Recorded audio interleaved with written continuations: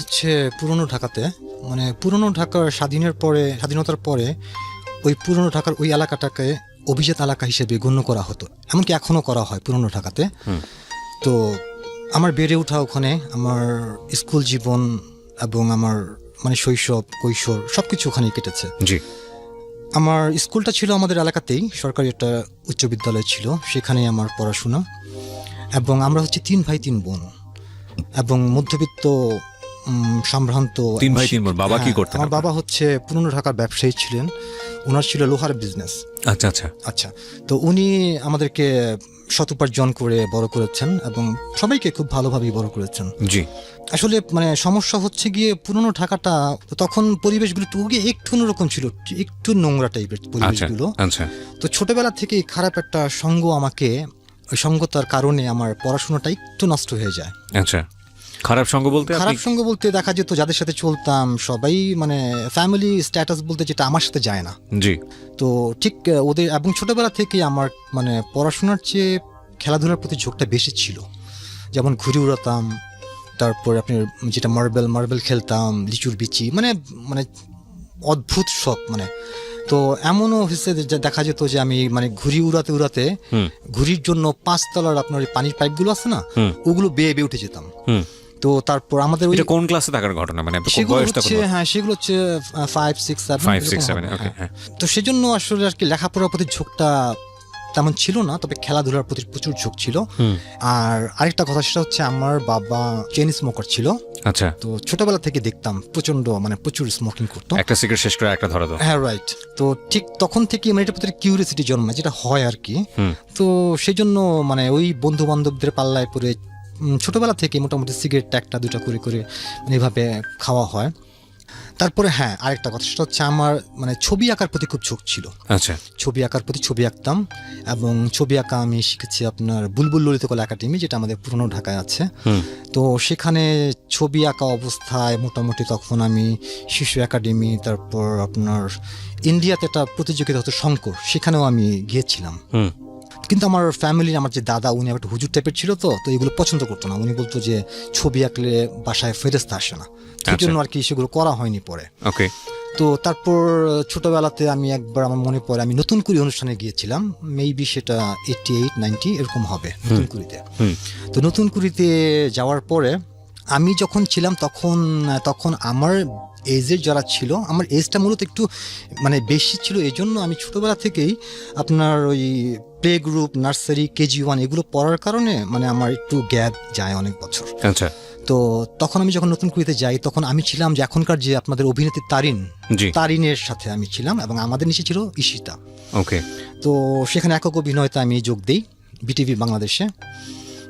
তখন ওখানে আমাকে যখন ডাকা হলো মানে আমার অভিনয় দেখার জন্য, তখন স্টেজ মানে বিচারক মণ্ডলীতে ছিলেন তখনকার জনপ্রিয় অভিনেতা হুমায়ুন ফরিদি, আসাদুজ্জামান নূর, মেবি আলী জাকের, রাইট। হ্যাঁ, তো তখন তারা আমাকে বললো, মানে তখন আমার লুঙ্গিটা ছিল একটু শর্ট, লুঙ্গিটা শর্ট হওয়ার কারণে আমার পায়ের লোমগুলো দেখা যাচ্ছিল, পায়ের লোমগুলো। হ্যাঁ, তো আসলেই বয়সটা একটু বেশি ছিল আমার।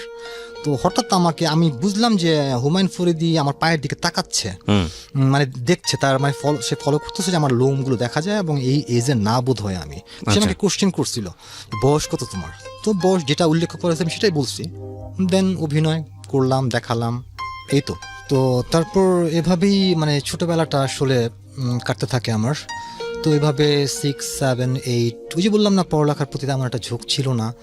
তো তারপর দেখা যেত তখন মানে ওই বন্ধু বান্ধবদের জন্য পলিটিক্যালভাবে মানে এক সাইডে আমি মানে ভিড়ে গেলাম। এভাবেই তখন আমাদের কিছু বন্ধু বান্ধব ছিল যারা তখন ড্রাগস নিত আর কি। তো আমার আসলে ড্রাগস মানে আমার মানে দেখা যেত যাদের সাথে চলতাম সবাই তো ড্রাগস নিত। তো সেখানে ওই যে বলে না, সঙ্গ দোষে মানুষ খারাপ হয়, তো আমিও নিতাম হালকা পাতলা, বাট লিমিটের ভেতর থাকতাম সব সময়, কখনই লিমিট ক্রস করতাম না। তো দেখা যেত আমাদের এক ফ্রেন্ড ছিল, ওদের গাড়ির শোরুম আছে একটা। তো দেখা যেত আমরা ড্রাগস নেওয়ার পরে সন্ধ্যার সময় কফি খাওয়ার জন্য চলে যেতাম গুলশানে, ক্যান্ডি ফ্লসে। তো এইভাবে করতে করতে তখন আমি ওখানে এমন কিছু মানে আসলে গুলশান জায়গাটা হচ্ছে বাংলাদেশের অভিজাত এলাকা, তো এখানে যারাই আসে সবাই টাকাওয়ালা, ঠিক না? তো তখন বাংলাদেশের শীর্ষ ব্যবসায়ী যারা ছিল, দেখা যেত বড় বড় ফার্স্ট লেভেলের যেসব কোম্পানিগুলো বাংলাদেশে আছে, তাদের যে চেয়ারম্যান চেয়ারম্যানের যে ফ্যামিলির যে যারা মানে ছেলে বা ভাই বা এদের সাথে ইনভলভ হয়ে গেলাম। ওকে। তো আস্তে আস্তে আমি তখন ওখান থেকে আমার মিডিয়া জগতেও মানে একটা মানে সম্পর্ক হয়ে যায়। সেটা হচ্ছে গিয়ে আপনার তখন বাংলাদেশে তখন ব্যান্ড জগৎ ছিল যেটা 90-র পরে। 90-র পরে তো মোটামুটি তখন যে পুরনো ব্যান্ডগুলো ছিল আপনার অবসকিউর, ফিডব্যাক, নোভা, রেসপন্স, তো এই ব্যান্ডগুলোর অনুষ্ঠান তখন যে বাংলাদেশে মানে ফ্যাশন শো তারপরে কনসার্ট, তখন একটা অ্যাডভার্টাইজিং ফার্ম হয়, সেটা হচ্ছে নাম অনামিক অ্যাডভার্টাইজিং ফার্ম, রাইট? তো তখন তাদের যে পার্টনার ছিল তারা 4-5জন পার্টনার ছিল, ওদের সাথে মোটামুটি একটা ভালো সম্পর্ক হয়ে যায়। আচ্ছা। যেহেতু এলাকার বড় ভাই হিসেবে তারা আমাদেরকে মানে আমাকে এবং আমার আরেক ফ্রেন্ডকে বললো যে আমাদের সাথে থাকবা, যখনই কোনো শো অর্গানাইজ করবো আমরা তখন পোস্টারিং বা টিকেটিং বা ভলেন্টিয়ার এই ধরনের কাজগুলো তো ভালো লাগতো, কারণ দেখতাম অনেক মডেলার আসতো। তো মডেলার মানে ফ্যাশন শোর পরে এই অনুষ্ঠানগুলো হতো মূলত সোনারগাঁ, শেরাটন, রাজমণি শাখা, ফুলবাণী, সেখানে।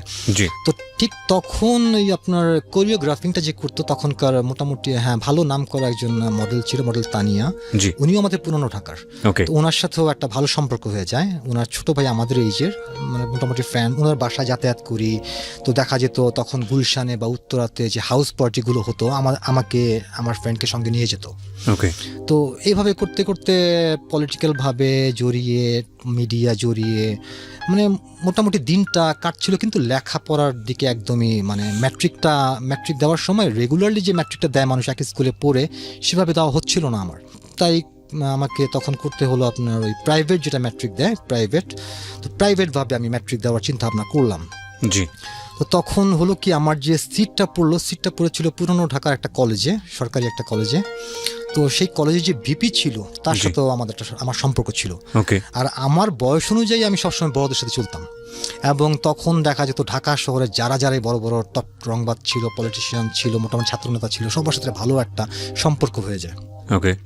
সম্পর্ক হয়ে যাওয়ার কারণে যখন আমি মানে ওই আমার সিটটা পড়লো ওই কলেজে, তখন উনি আমাকে, আমার সিটটা পড়েছে অ্যাকচুয়ালি মানে ফার্স্ট বেঞ্চ ছিল আমার, তো একটু আমার জন্য সমস্যাই হয়। এটা কোন ক্লাসের পরীক্ষা?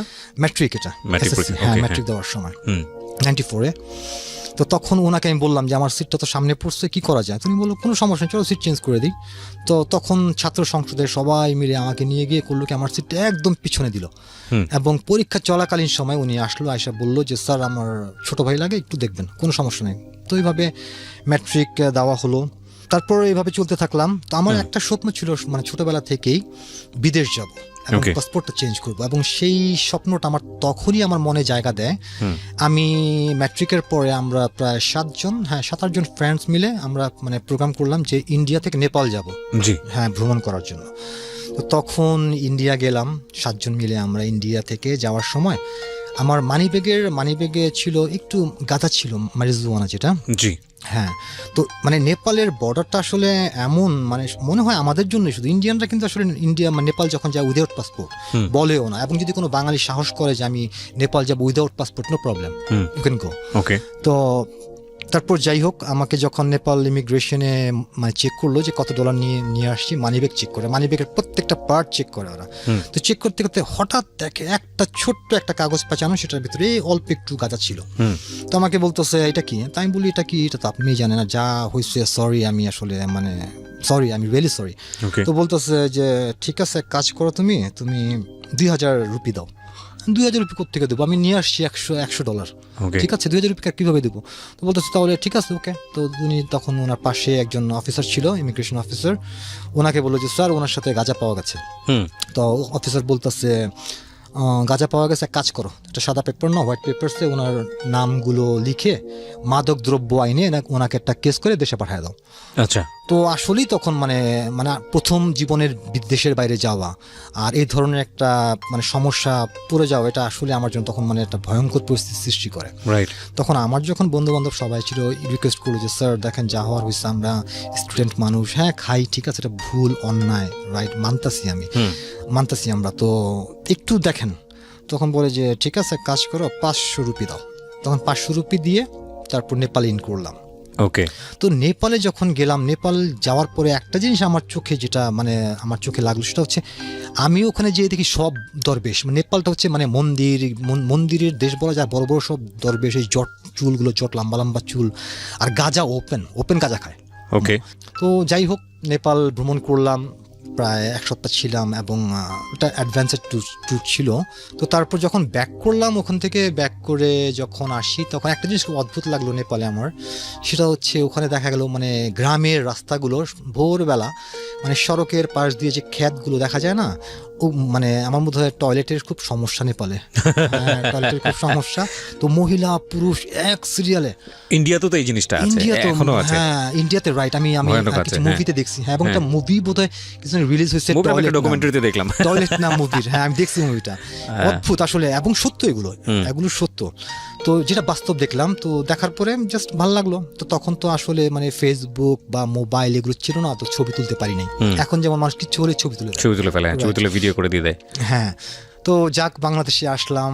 বাংলাদেশে আসার পরে তখন ওই যে তখন হচ্ছে কি মানে পুরনো ঢাকাতে আমাদের এক বন্ধু ছিল, ও তখন মানে থানা পর্যায়ে সভাপতি ছিল।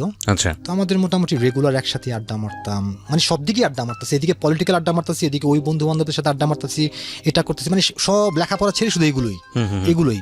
তো এইভাবে করতে করতে হঠাৎ একটা পিকেটিং এর সময় ওই ক্লাবের পাশে একটা ব্যাংক ছিল, জি, ইসলামিক ব্যাংক, রাইট। তো ওই ব্যাংকে আমরা যখন পিকেটিং এর সময় ককটেল মারা অবস্থায় গ্লাস ফেটে যায়, ব্যাংকের গ্লাস ফেটে যাওয়ার পরে তখন করলো কি, আমাদের ওই ব্যাংক থেকে আমাদের ক্লাবের নামে একটা মামলা দেওয়া হলো এবং উল্লেখ করা হলো এই কয়জন। তো এভাবে তখন ছন্নছাড়া হয়ে গেলাম। আমার বাসা থেকে প্রচণ্ড চাপ দেওয়া হচ্ছে, লেখাপড়াও করতেছি না আসলে। মানে আমার ফ্যামিলিতে সত্য কথা বলতে গেলে একমাত্র আমি সবচেয়ে পড়াশোনার দিকে নিচে, কারণ আমার ফ্যামিলিতে সবচেয়ে কম শিক্ষিত যে সেও আমার একমাত্র বোন, গ্র্যাজুয়েশন ও করছে, আর বাকি যারা আছে মোটামুটি অনেক ভালো শিক্ষিত তারা। ইভেন আমার ছোট ভাই ও দেশের বাইরে এখন আপনার পিএইচডি করতেছে। ওকে। তো তারপর এটা মানে তখন বিদেশে যাওয়ার জন্য আসলে খুব চেষ্টা করলাম, যেভাবে তো থাকা যাবে না দেশে, বিদেশে চলে যেতে হবে। তো তারপর আমার এক কাজিন ছিল, উনি সৌদি আরবে থাকতো। তো ওনার সাথে কিভাবে যেন কন্ট্যাক্ট করা হয়েছে, আমার মা বাবা অথবা হয়তো কন্ট্যাক্ট করছে, বা আমার কাজিনের মা আমার খালা, সে কন্ট্যাক্ট করছে। তো তখন সে বললো যে এক কাজ করো, আমাদের বস সামনের সপ্তাহে বাংলাদেশ আসবে এবং আসার সময় ভিসা নিয়ে আসবে, 7টা ভিসা নিয়ে আসবে। তো তোমাদের কথা বলছি, 70,000 টাকা করে নেবে, তোমাদেরকে নিয়ে আসবে উনি। ওকে। হোটেলের জব। তো তারপর যেই কথা সেই কাজ, আসলো উনি প্রায় 10-15 দিন পর আসলো। তো আপনি ফার্স্ট কোন দেশে গেলেন? ফার্স্ট আমি সৌদি আরবে গেলেন। কত সালের দিকে? চাকরির উদ্দেশ্যে 2000 সালে। হ্যাঁ। 2000 সালে। যাই হোক, তো একটা লম্বা সফর দেওয়ার পরে আমি সৌদি আরব নামলাম, সৌদি আরবের মদিনা মনোয়ারাতে। এবং যাওয়ার আগে যেটা আমি শুনেছিলাম সেটা হচ্ছে মদিনা মনোয়ারা হচ্ছে সৌদি আরবের সবচেয়ে আসলেই সত্য যেটা পবিত্র স্থান, এবং ওখানকার মানুষগুলো একটু অন্যরকম হয়। আমরা একটা বিরতি নেব প্রিয় শ্রোতা, এই পর্যায়ে ছোট্ট একটা বিরতি। আপনারা শুনছেন সিক্রেটস, ঢাকা FM 90.4-এ। আজকে আমাদের এখানে তার নিজের জীবনের সিক্রেট বলছে আলম, এবং বিদেশের বুকে পাড়ি জমানো, সৌদি আরবে গিয়েছে উনি মাত্র 24 বছর বয়সে, এবং সেখানেই শেষ নয়, সেটা কেবলমাত্র শুরু। আমরা এই ব্যাকগ্রাউন্ড থেকে ওনার জীবনের আসলে কি এমন সিক্রেট যেটা আজকে উনি এখানে রিভিল করতে এসেছেন, সেই আকাঙ্ক্ষা নিয়ে ছোট্ট একটা বিরতি নেব। মাত্র 2 মিনিট পর আবারও ফিরে আসছি, আশা করছি আমাদের সাথেই থাকবেন। Something beyond entertainment.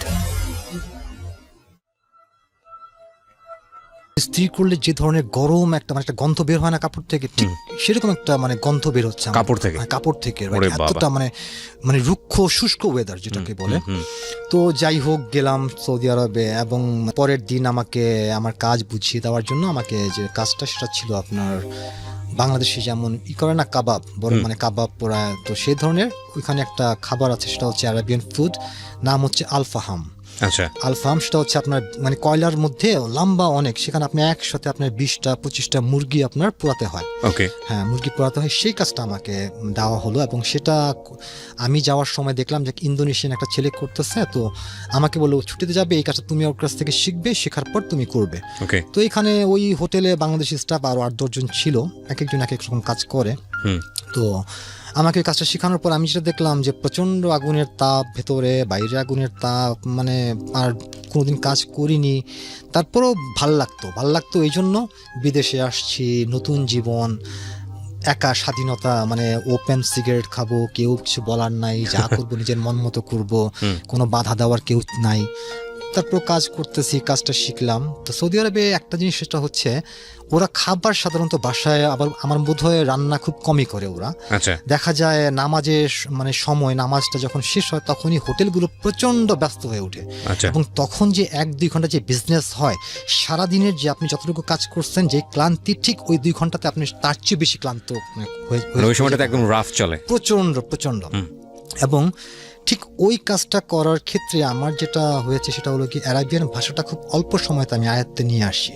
ওকে, দেখা যেত সারাদিন অ্যারাবিয়ানদের সাথে কথা বলতে হতো, এবং প্রথম থেকে আমি একটা জিনিস যদি শিখি আমার সেটা মনে থাকে। এমন কি আমি ছোটবেলায় যখন আমি মানে ছোট স্কুলে ছিলাম তখন হঠাৎ চলার পথে একটা জাপানিজ ল্যাঙ্গুয়েজ বই একটা পেয়েছিলাম আমি। জি, তো সেই বইটা দেখে আমি জাপানিজ কিছু ল্যাঙ্গুয়েজ মানে ওখান থেকে শিখেছিলাম, এবং সেই ল্যাঙ্গুয়েজগুলো আমার এখনো মনে আছে। তো যাই হোক, এভাবে কাজ করতে করতে ভালোই চলতেছে আমার সকাল 9টা থেকে আমার ডিউটি সেই রাত 11টা পর্যন্ত। তো সৌদি আরবে অ্যাকচুয়ালি যারাই মানে দেখলাম, কারোর সাথে আসলে ম্যাচিং করাটা খুব টাফ হয়ে যায়। দেখা যায় বিভিন্ন ডিস্ট্রিক্টের লোক, আর সবচেয়ে বড় সমস্যা হচ্ছে আমরা যে বাংলাদেশি এটা এইভাবে কেউ মনে করে না। দেখা যাচ্ছে বিভিন্ন ডিস্ট্রিক্টের যারা, কেউ বরিশাল, রাজশাহী, ফরিদপুর, দিনাজপুর, এভাবে গ্রুপিং। আর দ্বিতীয়ত আমি যেটা দেখলাম সেটা হচ্ছে গিয়ে পলিটিক্যাল ব্যাপারটা আসলে এমন একটা অদ্ভুত বাঙালির রক্তের সাথে মিশে আছে। এটা পৃথিবীর যেখানেই যাবেন আপনি দেখবেন প্রত্যেকটা জায়গায় বাংলাদেশের পলিটিক্যাল ব্যাপারটা আছে। এটা আসলে খুব নোংরামি, কারণ আমি বিদেশে আসছি কাজ করার জন্য, অর্থ উপার্জনের জন্য, আমাকে থাকতে হবে সেই চিন্তাধারা নিয়ে। আমি কেন এখানে আসবো পলিটিক্যাল ব্যাপার নিয়ে, এবং কি লাভ? কোনো লাভ নেই। আপনার যে পলিটিক্স করতে মনে হয় আপনি বাংলাদেশে যান। তো যাই হোক, এভাবে চলতে থাকলো। আর দ্বিতীয়ত হচ্ছে আমার যে বস ছিল উনি ছিল আফগানিস্তানের মানে আফগানিস্তান বংশভূত সৌদি নাগরিক। ওকে, তো আফগানিস্তানের লোকরা একটু অন্যরকম হয়, একটু উগ্র টাইপের হয়, এবং যা সবাই জানেন বোধহয় আপনারা, আফগানিস্তান একটু যাযাবর জাতি, ঠিক তেমনই। তো ওদের মধ্যে একটা যেটা আমার কাছে একটু নোংরামি মনে হতো, যে অ্যারাবিয়ানরা ওদের যে মানে ভাব ভঙ্গি, ওদের যে কথা বলার ধরন উগ্র টাইপের, এবং দ্বিতীয় হচ্ছে গায়ে টাচ করে দেখা যায় শয়তানি করতে করতে পুরুষ মানুষের গোপন অঙ্গে হাত দেয়। এগুলো খুবই নোংরামি লাগতো আমার, যেটা আমার মালিক করতো, এবং ম্যাক্সিমামই ওরা এরকমই করতো। ওদের এটা খুব আসলেই নোংরামি।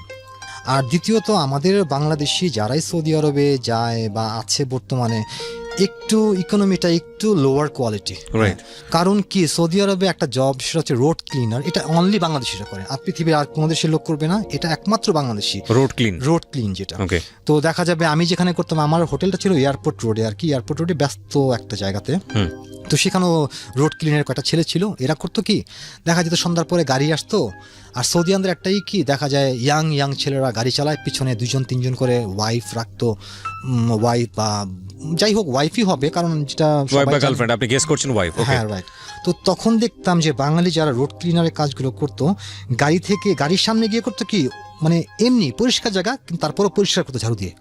তখন করতো কি, ওই গাড়ি খুলে গাড়ির ভিতরে যারা বসা থাকতো মহিলারা, ওই 5 রিয়াল 10 রিয়াল দিত। তো এভাবে দেখা যেত তাদের বেতনটা খুবই নিম্নমানের ছিল, কিন্তু মাস শেষে তারা যে একটা অর্থ পাঠাতো দেশে, ভালো একটা অ্যামাউন্ট পাঠাতো। আচ্ছা, দেখতাম এগুলো, তো দেখে খারাপও লাগতো যে আসলে জাতিগতভাবে অনেক নিচে আমরা। আর সেই ধারণাটা আমার তখনই হয়েছে, জাতিগতভাবে আমরা আসলেই নিচে।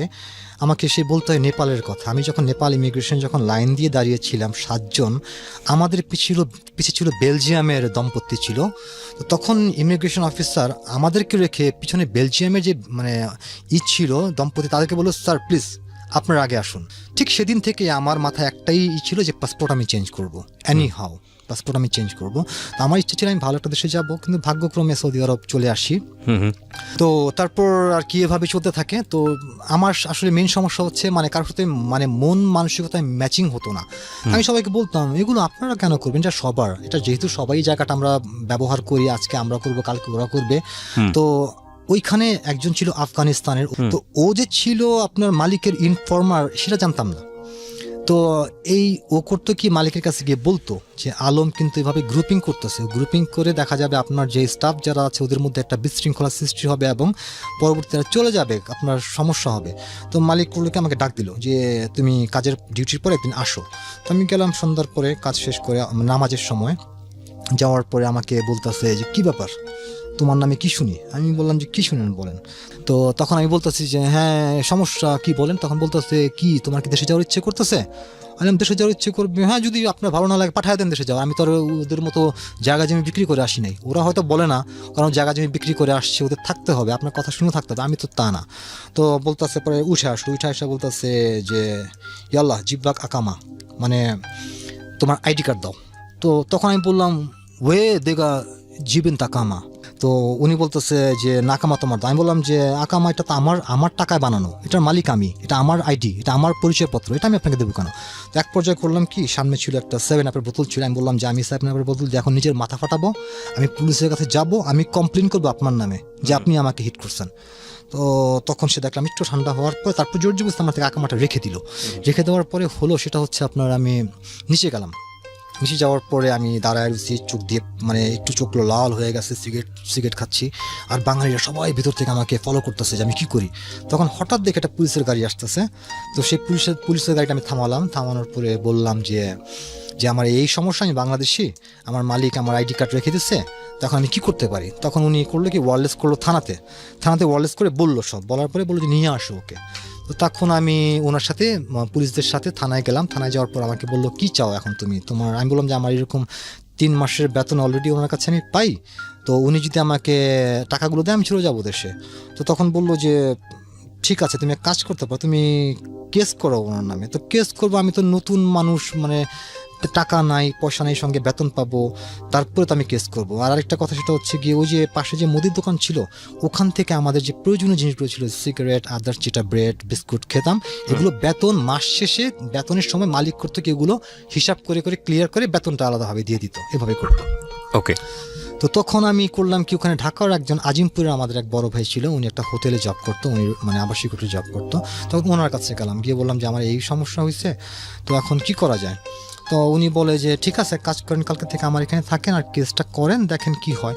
তখন রাতের বেলা করলাম কি, আমি আবার গেলাম আমার ব্যাগ আনার জন্য। ব্যাগ আনতে যখন যাওয়ার পরে দেখি অদ্ভুত এক কাহিনী। আমার বিছানার পাশে একটা ডেস্ক সেট ছিল, আমার কসমেটিক ছিল, ও নিছে এটা। তো অবাক লাগলো। আমি বললাম সবাইকে আপনারা কি মানুষের পর্যায়ে পড়েন? হ্যাঁ, আমার জিনিসগুলো আপনাদের কাছে কেন?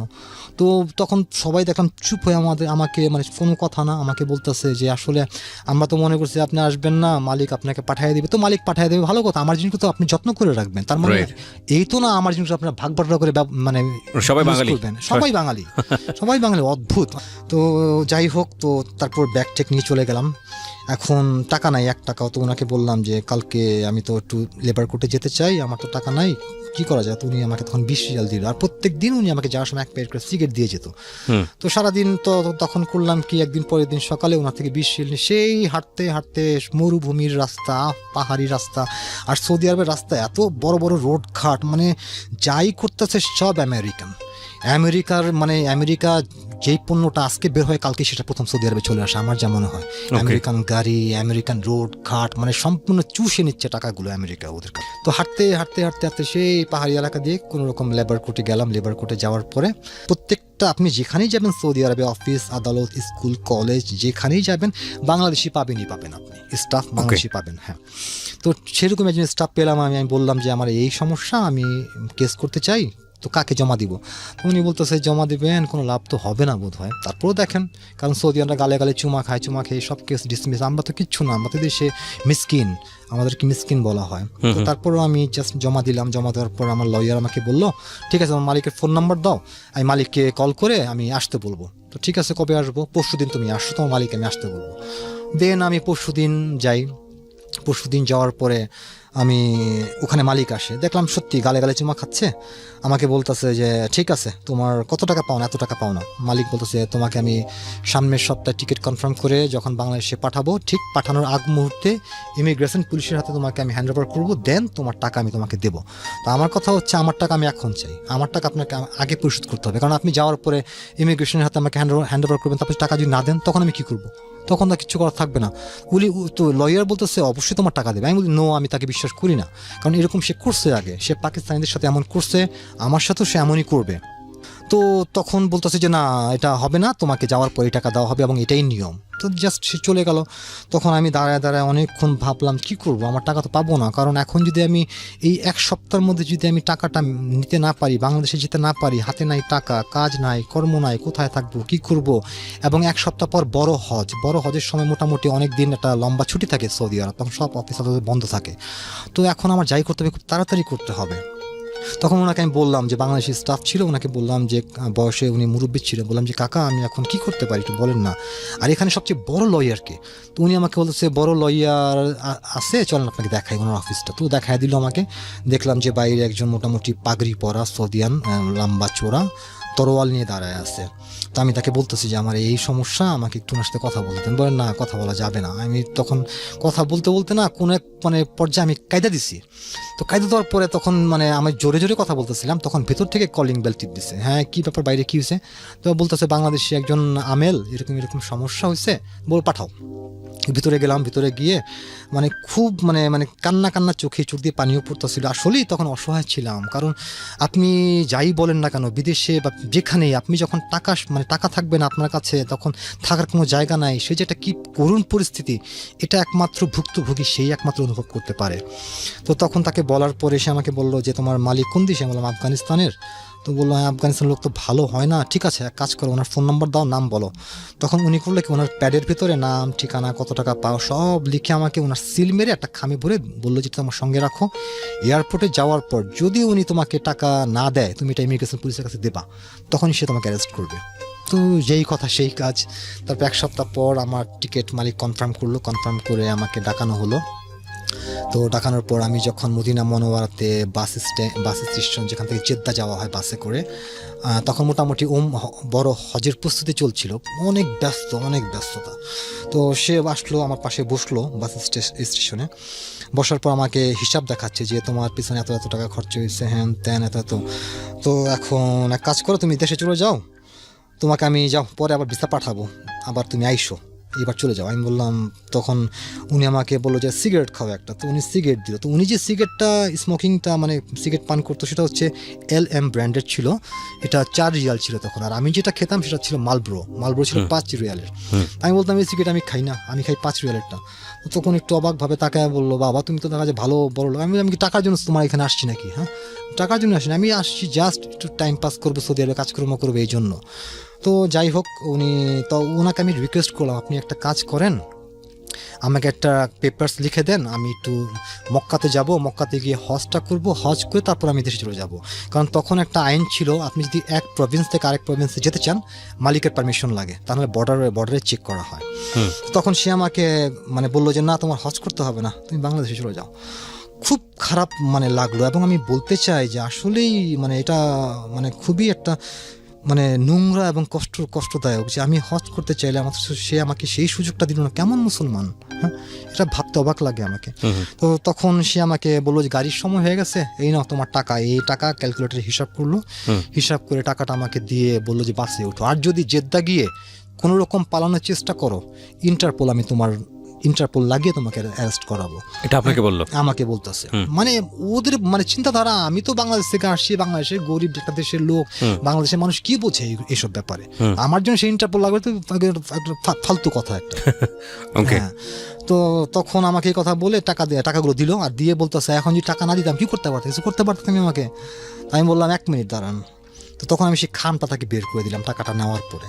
তো সে খামটা বের করে যখন পড়ার পরে দেখতেছে, পড়ার পরে আমাকে সে সব কিছু পড়ার পরে আমার দিকে তাকায় বললো যে ইনতা শয়তান কাবীর, তুমি অনেক বড় শয়তান। তো এই কথা বলার পরে তখন জেদ্দা চলে আসলাম। জেদ্দা চলে আসার টাকাগুলো দিল আপনাকে? হ্যাঁ, টাকা দিয়ে দিছে। টাকা দেওয়ার পরে আমি তাকে পেপারসটা দেই। তো পেপারসটা দেওয়ার উদ্দেশ্য ছিল যে তুমি দেখো, তুমি যেমন নিজেকে বুদ্ধিমান মনে করো না, আমি কিন্তু তোমার চেয়ে বুদ্ধিমান কম না। তো তারপর জেদ্দা চলে আসলাম। জেদ্দা আসার পর ভালো লাগলো, জেদ্দার পরিবেশ একটু অন্যরকম মনে হলো, একটু উন্নত। তো ভাবলাম যে থাকবো, আবার চিন্তা করলাম না থাকবো না, ভালোই লাগে না, আসলেই ভালো লাগলো না। তারপর চলে আসলাম। চলে এসে বাংলাদেশে চলে আসার পরে বাসায় যখন আসলাম, হঠাৎ গেট নক করলাম, আম্মা গেট খুললো, গেট খোলার পরে বলতেছে বাহ কী অবস্থা, তুমি কোথেকে আসলা?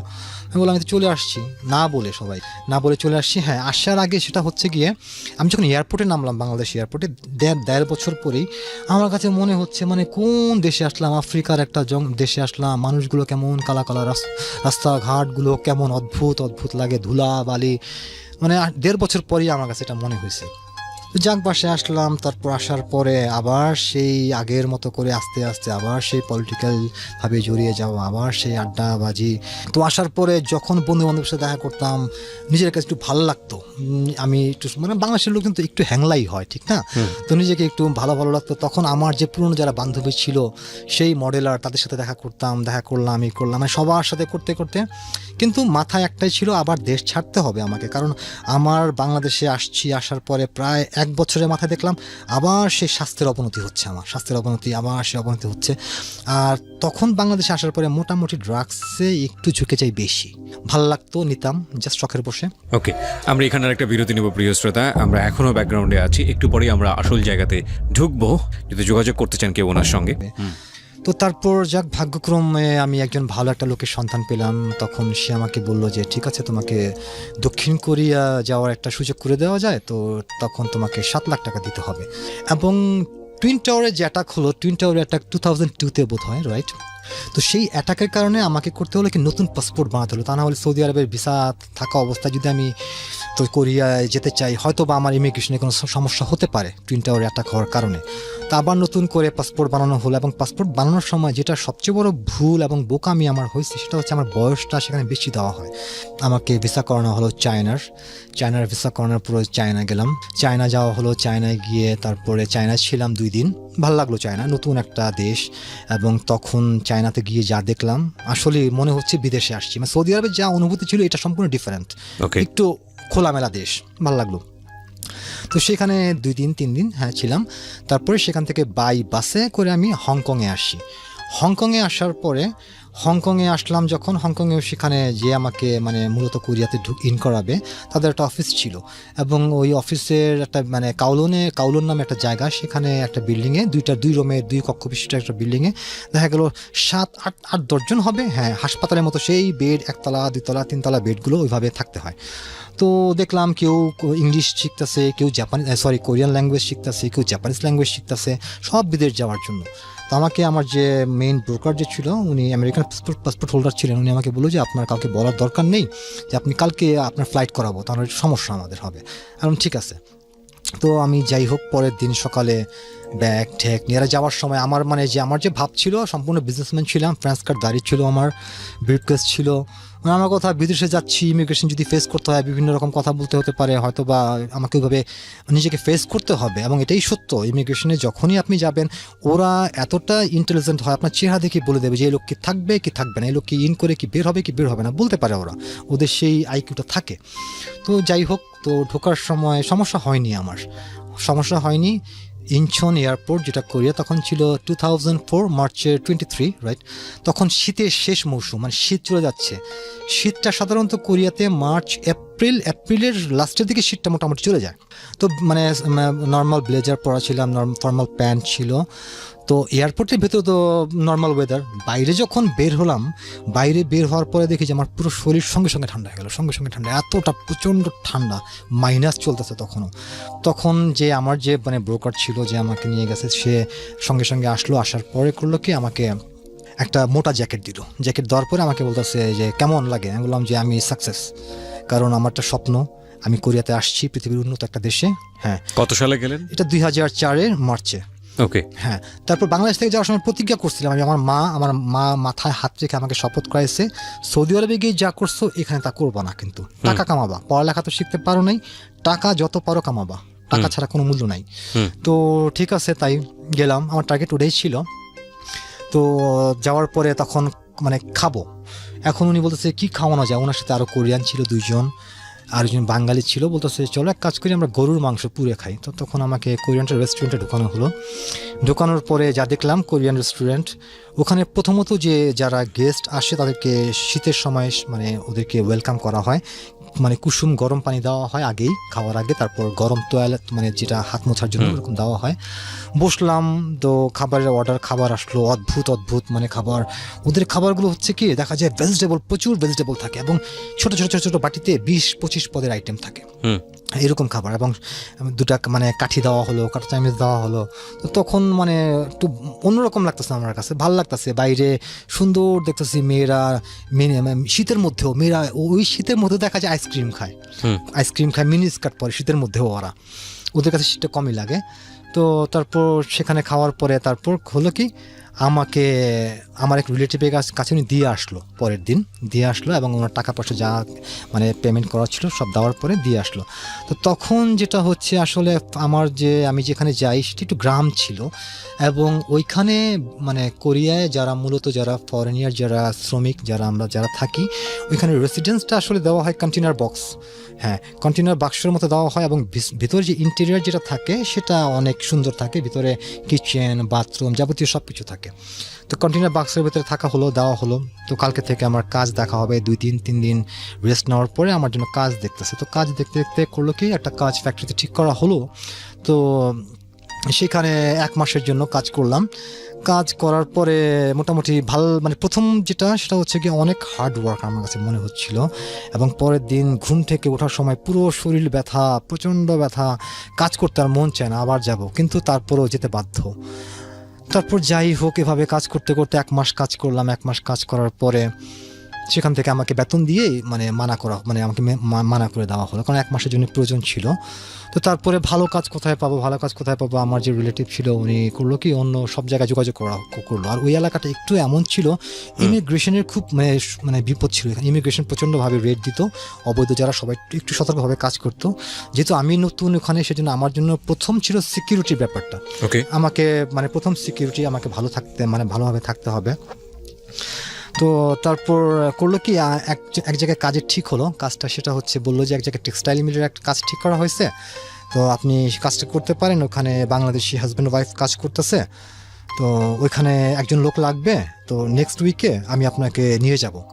তো ঠিক আছে, নেক্সট উইকে উনি স্যাটারডে আসলো, আইসা আমাকে নিয়ে গেল, এবং ট্রেনে করে সেখান থেকে মেবি 2-2.5 ঘন্টা হবে, ট্রেনে করে নিয়ে গেল একটা টেক্সটাইল মিলে। এবং যাওয়ার পরে আমি দেখলাম যে যখন পরিচয় করিয়ে দেওয়া হলো বাংলাদেশি দম্পতির সাথে, প্রথম দেখাতেই যাকে আমি দেখলাম, যে মেয়েটা, সে ঢাকার। তো ভাল লাগলো ওকে আমার, ওর যে মানে গায়ের কালার, ওর যে চেহারা, ফেস কাটিং, আসলে মানে ভালো লাগার মতোই। আচ্ছা। তো ওর হাজব্যান্ডটা দেখে আমার কাছে ভালো লাগলো না। হাজব্যান্ডটা বয়সে ওর চেয়ে অনেক বেশি হবে। ওনার হাজব্যান্ড ছিল অনেক পুরনো, অনেক দিন যাবত অবৈধ ছিল, বাট ওনার ওয়াইফ উনি ছিলেন লিগ্যাল, বৈধ ছিলেন। তো যাই হোক, আমাকে ওখানে কাজে লাগানো হলো, কাজ দেখানো হচ্ছে আমাকে, কাজ ভালো লাগতেছে, যে টেক্সটাইল মিলের কাজ হচ্ছে, হাঁটাহাঁটির কাজ। তো সেখানে কাজটা মূলত হচ্ছে কি, আপনার যখনই মানে একটা সুতো ছিঁড়ে যাবে, তখন সেই সুতোটা আপনাকে আবার লাগিয়ে দিতে হবে। মূলত কাজটা হচ্ছে মানে হাঁটাহাঁটি করা। তো প্রচণ্ড পা ব্যথা, 12 ঘন্টার ডিউটি। তারপরেও আমার থাকার জায়গা তখন ঠিক হয়নি। আমি ওনাদের সাথে খাওয়া দাওয়া করতাম আর থাকতাম। পাশের একটা কন্টেনার ছিল, সেখানে পাকিস্তানি ছিল আমার রুমমেট। তো এভাবে আসলে ওনাদের যে ফ্যাক্টরিটা ছিল, ফ্যাক্টরিতে মোটামুটি ওনাদের বেতনগুলো 1 বছরের জন্য আটকে যায়। তো ওনার হাজব্যান্ড আমাকে বলতেছে যে এভাবে তো বেতন আটকে যায়, উনি নতুন লোক, ওনার বেতন আটকে গেলে সমস্যা, তুমি ওনাকে অন্য একটা কাজ দেখো, কাজ ঠিক করে দাও। তখন আমার কাজ ঠিক করা হলো ওখান থেকে 5 মিনিট দূরত্বের একটা পথ, একটা ফার্নিচার ফ্যাক্টরিতে। তো সেই ফার্নিচার ফ্যাক্টরিতে আমি কাজ করলাম, সেখানেও পাকিস্তানি আমার রুমমেট, ওর সাথে আমাকে থাকতে হবে, পাকিস্তানি রুমমেট। এবং সেই জন্য পাকিস্তানিদের সাথে মোটামুটি আমার একটা ভালো সম্পর্ক হয়ে যায়, এবং মোটামুটি পাকিস্তানিদের কালচার, পাকিস্তানিদের ল্যাঙ্গুয়েজ, ওদের সাথে আমার একটা ভালো মিলে যায়। তো যাই হোক, একভাবে থাকার কারণে, এবং আমি যেটা বুঝতে পারলাম যে আমার যে ওই ভাবি, যার কথা বলছি, বাংলাদেশি দম্পতি, ভাবির প্রতি মোটামুটি একটু কুনজর ছিল, সবারই কুনজর ছিল, দেখতে সুন্দর ছিল। এবং পাকিস্তানিদের একটা মেইন টার্গেট হচ্ছে, পৃথিবীর যেখানেই পাকিস্তানিরা যাবে, ওদের মেইন টার্গেট হচ্ছে আগে আস্তানা গারো, আগে এখানে বৈধ হওয়ার চিন্তা ভাবনা করো, বিয়ে করো, পাসপোর্ট বানাও, তারপর যা করার করো। ওকে, হ্যাঁ, ওরা হচ্ছে গিয়ে আপনার খুবই আনন্দপ্রিয়, বলে যে মুসলমান, এদিকে বলে শুকর খাওয়া হারাম, মুসলমান শুকর খাবো না, অথচ ও দেখা যাচ্ছে রেগুলার মদ খাচ্ছে, মেয়েবাজি খাচ্ছে। করছে, হ্যাঁ Okay. সব কিছু করতে, অথচ শুকর খাওয়া হারাম। বুঝতে পেরেছি। হ্যাঁ। মুখে যেটা বলে প্র্যাকটিসে অন্য। রাইট। তো তারপরে ওনার সাথে ডিউটি করতেছি, কাজ করতেছি, তো কোনো একদিন হলো কি মানে যেটা পরে প্রকাশ পাইছে সেটা হচ্ছে কি ওনারা কোনো রকম মানে কোনো ওনার হাজব্যান্ড যেহেতু অবৈধ ছিল আমার সেই ভাবির, তো অবৈধ থাকার কারণে ওনার হাজব্যান্ডকে ওরা করলো কি ইমিগ্রেশনের মাধ্যমে ধরিয়ে দেওয়া হলো। ধরিয়ে দেওয়ার পরে ওনাদের মেন টার্গেট ছিল ওনার সাথে রিলেশন করবে।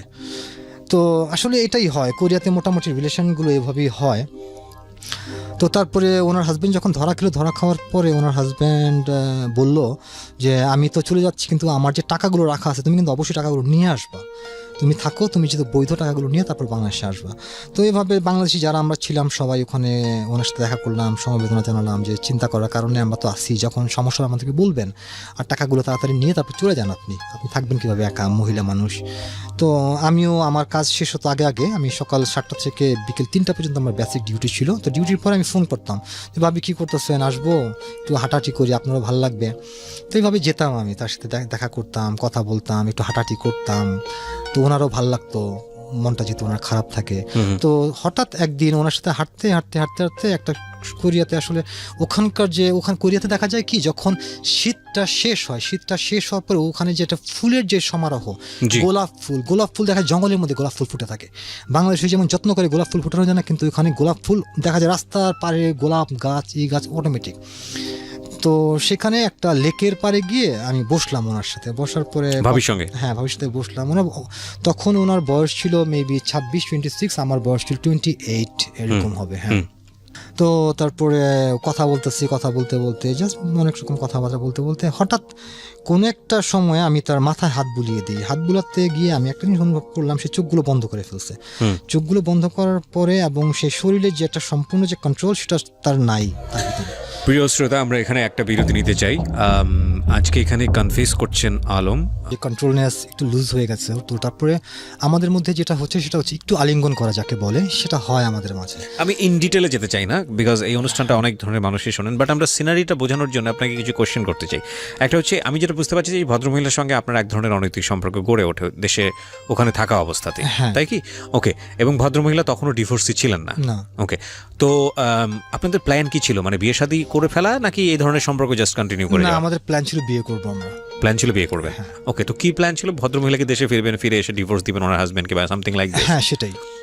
তো ওনার সঙ্গে কি উনি সংসার করতেন না, নাকি আপনাকে পাওয়ার পরেই আলটিমেটলি লাইফে এরকম সিদ্ধান্ত? আমার সাথে সম্পর্ক হওয়ার পরেই যেগুলো আমি শুনতে পাই সেটা হচ্ছে কি আসলে বয়সের ডিফারেন্স ছিল, মন মানসিকতায় ম্যাচিং হতো না, যেগুলো পরে আমাকে সে শেয়ার করছে। মানে তার আগে থেকে সে ডিস্যাটিসফাইড ছিল না, কিন্তু আপনাকে পাওয়ার পরেই ওনার লাইফে মনে হয় যে না ঠিক আছে, আপনি বেস্ট ওনার চাইতে। হ্যাঁ, সেটা। ওকে। তার মানে বলা যেতে পারে সাজানো সংসারে কেউ একজন ঢুকেছিল, আলটিমেটলি সংসারটা স্ম্যাশ হয়ে যেতে পারতো। হয়েছে কি আসলে? হ্যাঁ, সেটাই হয়েছে। এখন বর্তমানে কি অবস্থা জানি না, তবে আমি যেটা আপনার সঙ্গে সম্পর্ক ছিল কত? আমার সাথে সম্পর্ক কোরিয়াতে 1 মাস ছিল। তো 1 মাসের মধ্যে কি তাদের ডিভোর্স হয়ে যায়? না, ওর মূলত টার্গেট ছিল ও বাংলাদেশে যাবে, হাজব্যান্ডের কাছে ওর যে মানে যে জুয়েলারি কিছু আছে প্রায় 25-30 ভরির মতো আমাকে যেটা বলছে, ওগুলো সে নিবে, নেওয়ার পরে ডিভোর্স দেবে, then come back again Korea and marry with me. Okay. হ্যাঁ। তো রেজাল্ট আপনাদের ফিনিশিংটা হলো কিভাবে? ফিনিশিংটা হলো কি আসলে ও বাংলাদেশে যখন যায় তখন ওই যে বললাম না পাকিস্তানি একজন রুমমেট ছিল, ওর সাথে ওর হাজব্যান্ডের মোটামুটি কন্টিনিউ যোগাযোগ হতো। তো উনি ওর হাজব্যান্ডকে বলছে যে এরকম তোমার ওয়াইফ কালকে বাংলাদেশে আসতে আসতে ঠিক এতটার সময়। তখন উনি করলো কি ওনার বন্ধু বান্ধবদেরকে নিয়ে এয়ারপোর্টে ওর ওয়াইফকে একদম সঙ্গে সঙ্গে ধরে পাসপোর্টটা ছিঁড়ে ফেলে। তো পাসপোর্টটা ছেঁড়ার ফলে ও তো কোরিয়া আসতে পারবে না, এবং ও মোটামুটি 2বার, যেটা আমি পরে শুনেছি, 2বার সুইসাইড অ্যাটেম্প মনে হয় ও বাংলাদেশে। হ্যাঁ, বাংলাদেশে। আচ্ছা। তো তারপরে ওর সাথে আমার মোটামুটি যোগাযোগ হয় বেশ কয়েকদিন। তো কোন এক সময় ওর মা আমাকে অনেক রিকোয়েস্ট করে যে তুমি এরকম ওর সাথে যোগাযোগ করো না, যা ক্ষতি হওয়ার তো হয়েছেই, এটা ওর ভাগ্যে ছিল, তো তুমি আর ডিস্টার্ব করো না ওকে, তুমি ওকে একটু মুক্তি দাও। তা আমি দেখলাম আসলে এটা হয় না, এটা সম্ভব না, আমি কেন তাকে এটা করবো, আমি যা করছি এটা আসলেই ভুল। কারণ কারোর সংসারে এভাবে যার 2টা সুন্দর সুন্দর ছেলে, একটা ছেলে একটা মেয়ে, অনেক সুন্দর ওরা দেখছি আমি, তো এটা আমি যে করছি তখন আসলে আবেগের বশে হয়তো বা আবেগের বর্ষে সামহাও আপনি নিজেকে মানিয়ে নিয়ে ওখান থেকে চলে আসলেন। বাট আমি অনুতপ্ত পরে। নিশ্চয়ই আপনি অনুতপ্ত, নইলে তো আপনি আজকে সিক্রেটস অনুষ্ঠানে আসতেন না। তো- কারণ একটা কথা আছে যে ভয়ানকতম অপরাধ হচ্ছে একটা সংসার ভেঙে দেয়া। এবং আমি জানি না যদি ধর্মীয়ভাবে বিষয়টিকে ব্যাখ্যা করেন আমাদের ইসলামের জায়গাটা থেকে, তাহলেও এটা হচ্ছে সবচেয়ে নিকৃষ্টতম কাজ, মানে সৃষ্টিকর্তা একদমই পছন্দ করে না। তারপরেও আপনাদের মধ্যে যেটা হয়েছে নিশ্চয়ই তিনি ক্ষমা সুন্দর দৃষ্টিতে দেখবেন। তবে এটা ঠিক যে যদি ওই বাচ্চাদের পার্সপেক্টিভ থেকে চিন্তা করে দেখি, লিগ্যাল ফ্রেমওয়ার্কের জায়গাটা থেকেও কিন্তু একটা ভয়ানক রকমের মানে অপরাধমূলক কাজ। আপনাকে বলছি কথাটা, শুধু আপনি তো জানেন বিষয়টা, অবশ্যই রিয়েলাইজ করেছেন যে কারণে সিক্রেটসে এসেছেন, কিন্তু আপনার এই ঘটনা দিয়ে যারা আজকে রেডিও শুনছেন তারা যেন ওই ব্যাপারটা রিয়েলাইজ করতে পারেন যে না, আমি আমার সংসারে হ্যাপি হই আর না হই, হয়তো বা ক্ষণিকের জন্য মনে হতে পারে, যেটা হয় খুব ন্যাচারালি, আপনারও নিশ্চয়ই লাইফে অনেকবার হয়েছে যে আমরা খুব মনের অজান্তেই কম্পেয়ার করে ফেলি, মানে নিজের ওয়াইফের সাথে হয়তো বা দেখা গেল খুব কাছাকাছি পরিচিত জন কোনো একটা মনের অজান্তেই কম্পেয়ার করে ফেলি, এবং তখন মনে হয় যে না, আমি বোধহয় সুখী না। আমরা কিন্তু ওই মানুষটার ডিফল্টগুলো জানি না, কারণ যে মানুষটাকে আপনি আপনার ওয়াইফের চেয়ে বেটার মনে করছেন, এটা তো ওয়াইফ থাকা অবস্থায়, বা হাজব্যান্ডের থেকে বেটার মনে করছেন, আপনি তো ওই মানুষটাকে চেনেন না বা জানেন না অতটা যতটা আপনি আপনার ওয়াইফকে চেনেন। আপনি তো কাছাকাছি মিশলে দেখবেন যে আপনার ওয়াইফের চাইতেও অনেক অনেক বড় বড় মানে সমস্যা ওনার মধ্যে আছে। তো এই ব্যাপারগুলোকে যতটা না পাত্তা দেওয়া যায়, আমি এই কথাটা এই কারণেই বলছি যে ওই ভদ্রমহিলা হয়তো তার হাজব্যান্ড, আপনি লাইফে আসার আগ পর্যন্ত বুঝতে পারেনি যে তার জীবনটা কতটা সুন্দর হতে পারতো, কিন্তু আপনি যাওয়ার পরে সে মনে করছে আহা, জীবনটা তো এটাই, এবং তখন তো সাজানো গোছানো সংসারটাকে সে মনে করেছে না, এখান থেকে বের হয়ে এলেও দুটো বাচ্চার কষ্টের কথা হয়তো তার মাথায় আসেনি যে আপনার সঙ্গে সে হ্যাপি হতে চায়, এবং এটা কিন্তু একটা বিশাল ডিসিশন ছিল। তার মানে নিশ্চয়ই তার লাইফে কোনো না কোনো গ্যাপ ছিল। তো যাই হোক, সামহাও আপনি ওখান থেকে বের হয়ে আসতে পেরেছেন, এবং এটা হয়নি শেষ পর্যন্ত, এটা ভেরি গুড। ওকে, তারপর কি হলো? তো আমি সেখান থেকে নিজেকে সরিয়ে নিয়ে আসি। তারপর আসলে মূল সমস্যা ছিল আমার, কোথাও আমি সেটিং হতে পারছিলাম না, মানে কোথাও কাজ করি 1 মাস, কোথাও 2 মাস, ভাল লাগে না, মন বসে না, ভাল লাগতেছিল না। তখন স্যাটারডে, তখন মানে দক্ষিণ কোরিয়ার রাজধানী সিউল একটা জায়গা আছে, সেটা হচ্ছে ইথেওয়ান হচ্ছে মানে পৃথিবীর সমস্ত দেশের এম্বাসি, পৃথিবীর সমস্ত দেশের নাইট ক্লাব এবং আমেরিকান সোলজারদের একটা আখড়া ওই জায়গাটা। ওইখানে আপনি যা করতে মন চায় আপনি সব কিছু করতে পারবেন। তো সেখানে স্যাটারডে নাইট যাবো, একটু আনন্দ করবো, নাইট ক্লাবে যাবো, চলে গেলাম। তো সেখানে দেখা যেত যে আপনার বিভিন্ন দেশের রেস্টুরেন্টও আছে, Arabian restaurant, Asian restaurant, Pakistani, Indian, like that, মানে অনেক। তো ঠিক পাকিস্তানি রেস্টুরেন্টে আমি যখন দুপুরে খেতে গিয়ে দেখি যে একটা বাংলাদেশি ছেলে, ওর নাম হচ্ছে মাহমুদ, ও হচ্ছে আপনার পাকিস্তানির সাথে পার্টনারি বিজনেস করে, ও ঢাকার মোহাম্মদপুরের। এবং তখন ওকে দেখার পর আমার কাছে আসলেই ভালো লাগছে যে ঢাকার ছেলে আমি একটা পেলাম কোরিয়াতে। তো ওর যে মন মানসিকতা, ওর সাথে ভালো লাগলো কথা বলে। ওকে বললাম যে ভাই এরকম আমার সমস্যা, মানে কোরিয়াতে আসছি, কোথাও সেটিং হতে পারছি না, আপাতত কাজও ঠিক মতো করতেছি না, ওর বাসায় 1 মাস, ওর বাসায় 2 মাস এভাবে কাজ করতেছি। তো এখন আসছি সিউলে, এখন কাজ নেই, তো একটা কাজের ব্যবস্থা করা যায়, থাকারও সমস্যা। তো উনি বললো কোনো সমস্যা নেই, আপনি যেহেতু ঢাকার স্থানীয়, আর আমার কিছু ফ্রেন্ড সার্কেল ছিল যাদেরকে ও চিনে, ওর কিছু ফ্রেন্ড সার্কেল যাদেরকে আমি চিনি, তো এভাবে একটা পরিচয় সম্পর্ক হয়ে যায় আমাদের মধ্যে। তো সম্পর্ক হয়ে যাওয়ার পরে ও বললো যে কোনো সমস্যা নেই, আপনি আমার বাসায় থাকবেন, আমার এখানে খাবেন, ইভেন যাবতীয় যা লাগে আমি আপনার জন্য করব। তো দেখা যেত ওর রুমে আমি থাকতাম, সকালের নাস্তা, দুপুরের খাবার, রাতের খাবার ওর হোটেলেই খেতাম। যেটা পাকিস্তানি ওর পার্টনার ছিল ওটা পছন্দ করতো না। ওই পাকিস্তানি যে ছিল ও আবার কোরিয়ান, ওর ওয়াইফ ছিল কোরিয়ান, তো সেভাবে বিজনেস করতো। তো দেখা যেত সন্ধ্যার পরে যখন আসতাম, আসার পরেও আমাকে বলতো যে কী করবেন, যান বাড়ি গিয়ে একটু মদ খান। তখন দেখা যেত আমাকে ওর ক্রেডিট কার্ডটা দিয়ে দিত, আপনি মদ খান, আমি রাত্র 11টা সাড়ে 11টার দিকে আমি সব কিছু বন্ধ করে আসতেছি। তো আমি যেতাম, যাওয়ার পরে ওই বসে দেখা যেত ওখানে আমেরিকান যে ক্লাবগুলো আছে, ব্রিটিশ ক্লাবগুলো আছে, ওখানে ওই দেখা যায়, মানে ওখানে গেলে দেখা যায় সব মানে ইউরোপিয়ানদের আড্ডা, মানে পৃথিবীর যত জাতি আছে সব পাবেন আপনি ওখানে। তো বসে বিয়ার খাচ্ছি। তো বিয়ার খাওয়ার সময় আমার পাশে ছিল একটা ক্যানাডিয়ান মেয়ে ছিল, ও তখন বোধহয় 25-26 ওর এজ হবে। আর ওদের গ্রোথটা তো একটু বেশি হয়, ওদেরকে দেখা যায় বয়স 25, কিন্তু দেখা যায় দেখলে মনে হয় যে বয়স আরও বেশি, কিন্তু ওদের গ্রোথটা একটু বেশি হয়। তো আমার পাশে বসে একটা ল্যাপটপ নিয়ে ও জুস খাচ্ছিল আর কি যেন কাজ করতেছিল। তো হঠাৎ ভদ্রমহিলা, হ্যাঁ ভদ্রমহিলা, তো হঠাৎ আমার দিকে ওর চোখ গেল, ওরও আমার দিকে চোখ গেল। তো মানে চোখে চোখ পড়লে যেটা হয় আর কি, মিষ্টি একটা হাসি। তো এইভাবে দেওয়া, ও দিল আমিও দিলাম। তো তারপর হঠাৎ ওই আমাকে জিজ্ঞেস করেছিল বোধ, হ্যাঁ তুমি কোন দেশে? আমি বললাম যে আমি ইন্ডিয়ান। আর তখন ইন্ডিয়ানটা বলার এই জন্যই তখন বাংলাদেশিদের মোটামুটি অনেকেই চিনতো না। এমনকি যদি কোনো কোরিয়ান জিজ্ঞেস করতো যে কোন দেশের তুমি, আমি বলতাম যে বিক্রমপুর। বিক্রমপুর এটা কোথায়? সিঙ্গাপুরের পাশে। ও আচ্ছা আচ্ছা আচ্ছা, সিঙ্গাপুরের পাশে বিক্রমপুর। সরি টু সে, না আমরা এটা রিয়েলিটিটাকেই বলছি এখানে, বাট আমি আমি আমি ইন্সপায়ার করবো দেশ আপনাকেই ফার্স্ট স্টেপটা নিতে হবে। হয়তো এই জেনারেশন ওইভাবে রিপ্রেজেন্ট করছে না, বাট এখনকার সিনারিওটা বোধহয় একটু ডিফারেন্ট না? হ্যাঁ, ক্রিকেট এখন কিন্তু অন্য মাত্রায় নিয়ে গেছে আমাদেরকে, এবং বাংলাদেশ এখন উন্নয়নশীল দেশের কাতারে। সো এখনকার সিনারিওটা অনেকখানি ডিফারেন্ট। আমি যখন ক্লাস 7-8 পড়ি তখন শুনেছি যে আমাদের টিচাররা বলতো যে অনেকেই বাংলাদেশ বললে চেনে না, কিন্তু টেকোস কান্ট্রি বললে চেনে। টেকোস কান্ট্রি মানে ম্যাক্সিমামই তো বলে যে বিসাইড ইন্ডিয়ার পাশের দেশ এটা বলে, কিন্তু আমার মনে হয় যে বাংলাদেশই বলা উচিত, এবং যদি না চিনতে পারে তাহলে বলতে হবে যে আমার দেশের পাশে ইন্ডিয়া আছে, তুমি মনে হয় ইন্ডিয়াকে চেনো, সামথিং লাইক দিস। বাট আমরা চাই আমাদের দেশটাকে সবাই চিনুক, এবং সেই জন্য না চিনলেও আপনাকে ওই বাংলাদেশি হিসেবেই পরিচয়টা দিতে হবে দেশের বাইরে, কারণ আমি জানি দেশের বাইরের অসংখ্য লিসনার এই প্রোগ্রামটা শোনেন, অসংখ্য, মধ্যপ্রাচ্যে তো অসংখ্য শ্রোতা আছে। জি বলুন।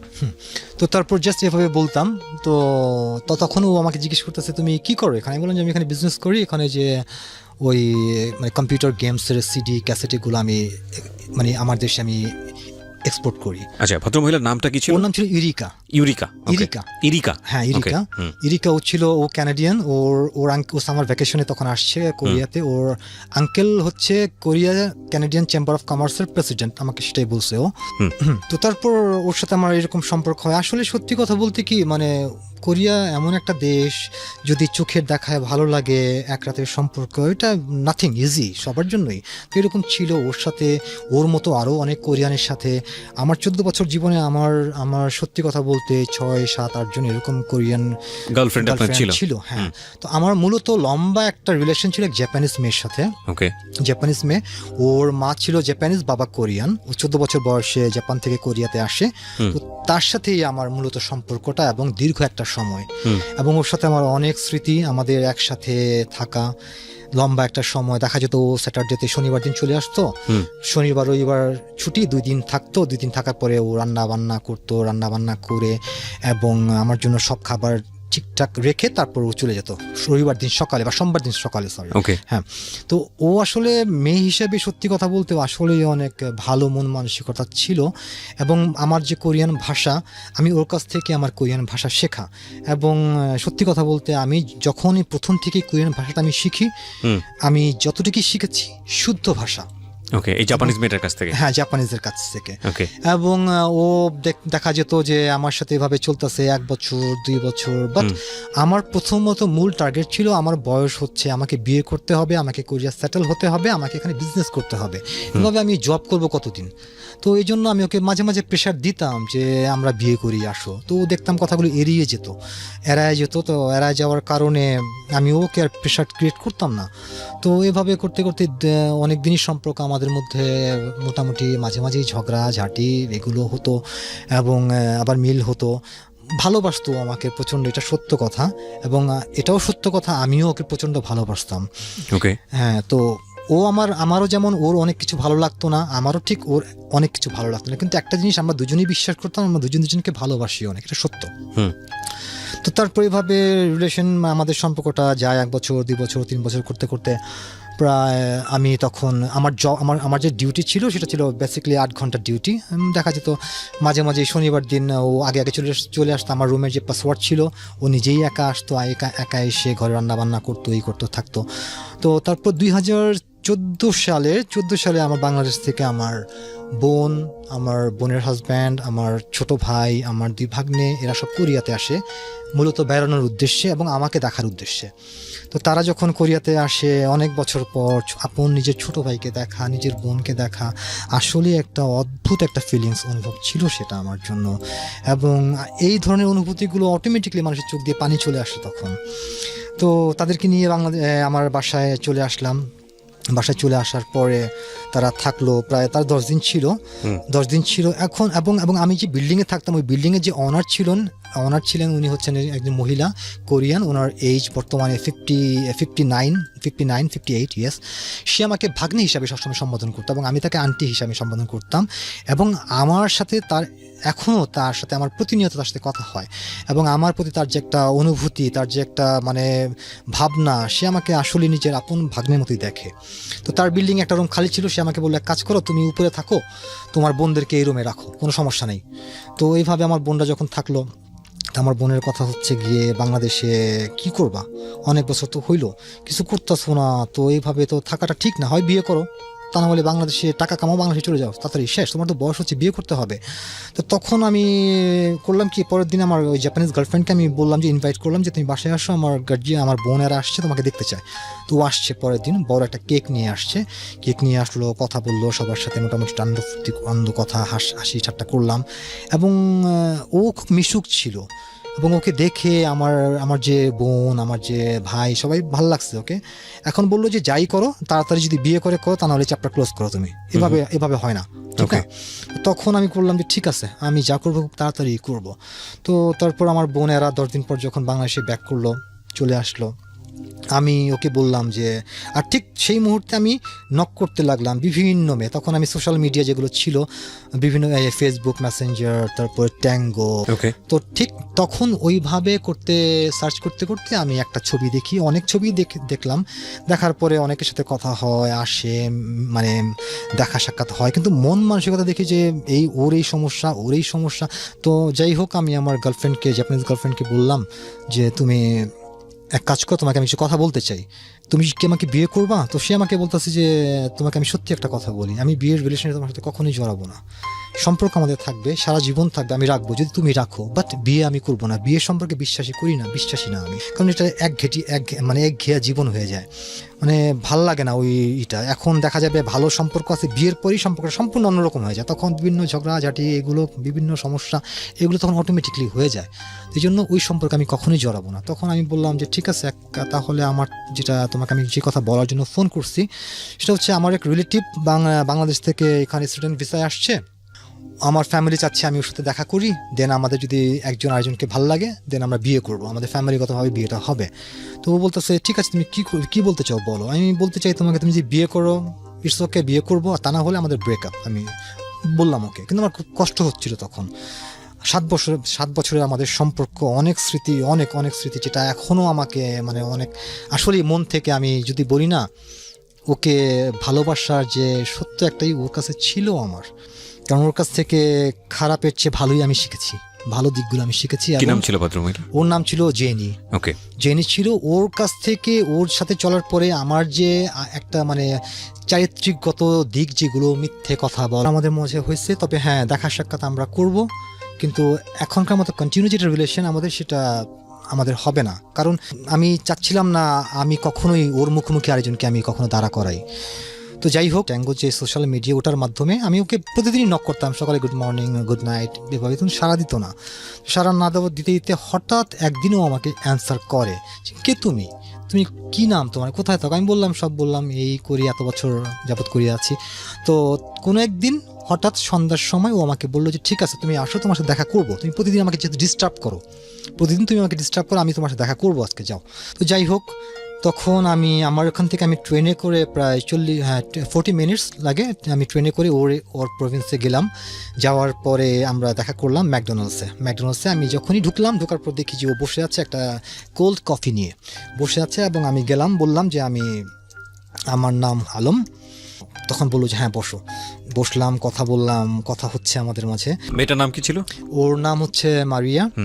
ও হচ্ছে ফিলিপিনো ন্যাশনালিটি, ওর মানে বংশগত হচ্ছে ফিলিপিনো, বাট কোরিয়ান ন্যাশনালিটি।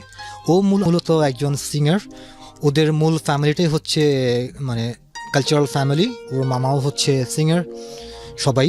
তো ও দেখা যেত বিভিন্ন দেশে, ওদের ফ্যামিলি গ্রুপ নিয়ে ওরা জাপান, কোরিয়া, বিভিন্ন দেশে যেত। তো সেভাবেই ও 1998 বোধহয় কোরিয়াতে আসে। কোরিয়ায় আসার পরে তারপরে কোনো একভাবে কোরিয়ানের সাথে বিয়ে হয় ওর। বিয়ে হওয়ার পরে সেখানে ওর একটা বাচ্চা মেয়ে আছে, মেয়েটা খুব সুন্দর। তো তারপরে আমাদের যখন প্রথম দেখা হয় সব কিছু শেয়ার করা হয় আমাদের মাঝে, সব কিছু শেয়ার করার পরে আমরা একজন আরেকজনকে, যেটা পরের দিনও আমাকে রিপ্লাই করে যে হ্যাঁ তোমাকে আমার ভালো লাগছে, আমি তোমার সাথে কন্টিনিউ করতে চাই রিলেশন, যদি তুমি আগ্রহ দেখাও। তো আমি বললাম যে ঠিক আছে, কারণ ভাল লাগছে ওকে। ও হ্যাঁ, প্রথম দেখাতে ওকে দেখার মতোই মেয়ে। আসলে ফিলিপিনোরা কিন্তু সুন্দর হয়, ফিলিপিনো মেয়ে যারা আসলেই সুন্দর হয়। ও সবাইকে ওপেন করলো ফেসবুকের মাধ্যমে যে আমি আমার আমি আমার বয়ফ্রেন্ড খুঁজে পেয়েছি এবং আমরা উইল গেট ম্যারিড ইমিড সুন। ওর সাথে আমার কন্টিনিউ রিলেশন চলতেছে এবং আমি করলাম কি আমার জব ছেড়ে দিয়ে ওর এখানে চলে গেলাম। চলে যাওয়ার পরে একসাথে আমরা থাকা শুরু করলাম। একসাথে থাকার পর আমরা প্রায় 2-3 মাস পরেই বিয়ে হলো। বিয়ে হওয়ার পর আমার যে পাকিস্তানি ফ্রেন্ড ছিল ও করলো কি, সঙ্গে সঙ্গে এক দোকানে গেল, দোকানে গিয়ে মিষ্টি নিয়ে আসলো। মিষ্টি নিয়ে এসে মিষ্টি মুখ করানো হলো এবং সেখানে তখন প্রচার হয়ে গেল যে আলম কোরিয়ান বিয়ে করছে, নেক্সট টাইম আলম কোরিয়া বৈধ হবে। এবং এটা আমার একটা স্বপ্ন ছিল। মেয়েটা তো কোরিয়ান ছিল না, ফিলিপিনো। না, ও ফিলিপিনো কোরিয়ান ন্যাশনালিটি। ও আচ্ছা, মানে ফিলিপিনো হচ্ছে আলটিমেটলি ওনার বাই বার্থ যেটাকে বলে, বাবা মা কেউ ফিলিপিনো ছিল, রাইট? ওর হাজবেন্ড কোরিয়ান ছিল। ওর হাজবেন্ড কোরিয়ান ছিল, পরবর্তীতে সে কারণে ও সিটিজেনশিপ পায়। হ্যাঁ, আচ্ছা, তারপরে এখন আপনাকে বিয়ে করেছে, সুতরাং সেই হিসেবে ওরা বলছে। ওকে, ফাইন। তারপর যাই হোক আমাদের বিয়ে হলো এবং সেই রাতটা আমাদের আসলেই, আমি তখন বাসায় ফোন করলাম, বাসায় ফোন করে সবাইকে বললাম যে আমি বিয়ে করছি। তো একটা অনুভূতি আমি আজকে বলবো সবাইকে, সেটা হচ্ছে জীবনে আমি অনেক অন্যায় করেছি, অনেক পাপ করেছি, সত্য কথা, কিন্তু বিয়ের যেটা অনুভূতি সম্পূর্ণ একটা আলাদা অনুভূতি। তখন একটা রেসপন্সিবিলিটি চলে আসে মানুষের। তো যাই হোক, তারপর গেলাম, একসাথে আমাদের থাকা শুরু হলো। কিন্তু মূল সমস্যাটা হচ্ছে আমি অবৈধ থাকার কারণে আমি আমার যেই 10 বছরের একটা লম্বা জব ছিল যেখানে আমি করতাম একটা মানে কসমেটিক কোম্পানিতে, সেই চাকরিটা ছাড়ার পরে আমি চাকরি পাচ্ছিলাম না। কারণ কোরিয়াতে মূলত অবৈধ লোকের চাকরি নাই, বলতে গেলেই নাই। আর তখন আমার মা প্রতিদিন আমাকে বলতেছে তুমি কবে আসবা, তোমাকে, আমি কি মরে গেলে তুমি আসবা, তাড়াতাড়ি আসো, এত বছর হয়ে গেল, কবে তুমি আসবা। তো এই যে বাংলাদেশে যাওয়ার যে একটা বাংলাদেশে যাওয়ার একটা যে মানে চিন্তা আমাকে সব সময় প্রেশার ক্রিয়েট করতেছিল যে আমাকে তাড়াতাড়ি বাসা যেতে হবে।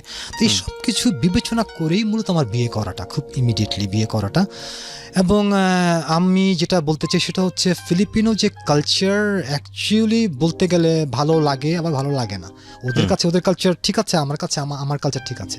ওদের যে জিনিসগুলো আমার কাছে ভালো লাগে না সেটা হচ্ছে ওরা একটু আনন্দপ্রিয় হয়, গান বাজনাটা পছন্দ করে, বন্ধু বান্ধব নিয়ে হই হুল্লোড় করে, তারপর এভাবে আড্ডাবাজি, এটা ওদের কালচার।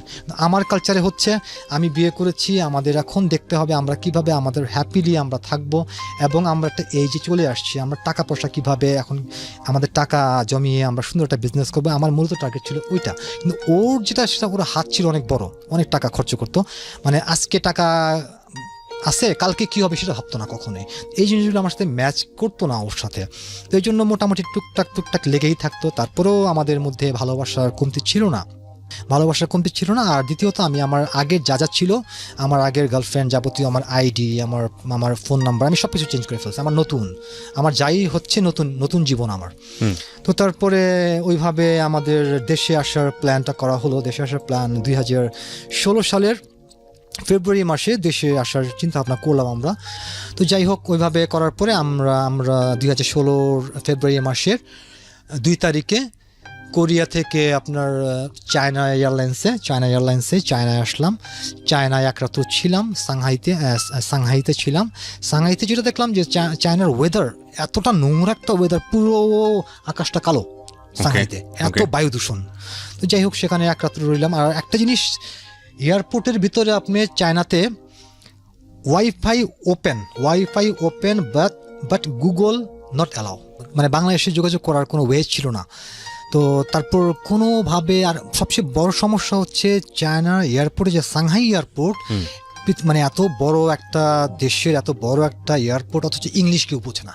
সবচেয়ে বড় সমস্যা ইংলিশকে এতটা বরং ওখানে আমি শুনেছি যে বাংলা কথা বললে নাকি ওরা তো মোটামুটি বোঝে, ইংরেজি একেবারেই বোঝে না, পছন্দ করে না, কথাই বলতে চায় না। হ্যাঁ, একটু মানে এই করে আর কি, আর চোখে থাকে ইংলিশ বললে।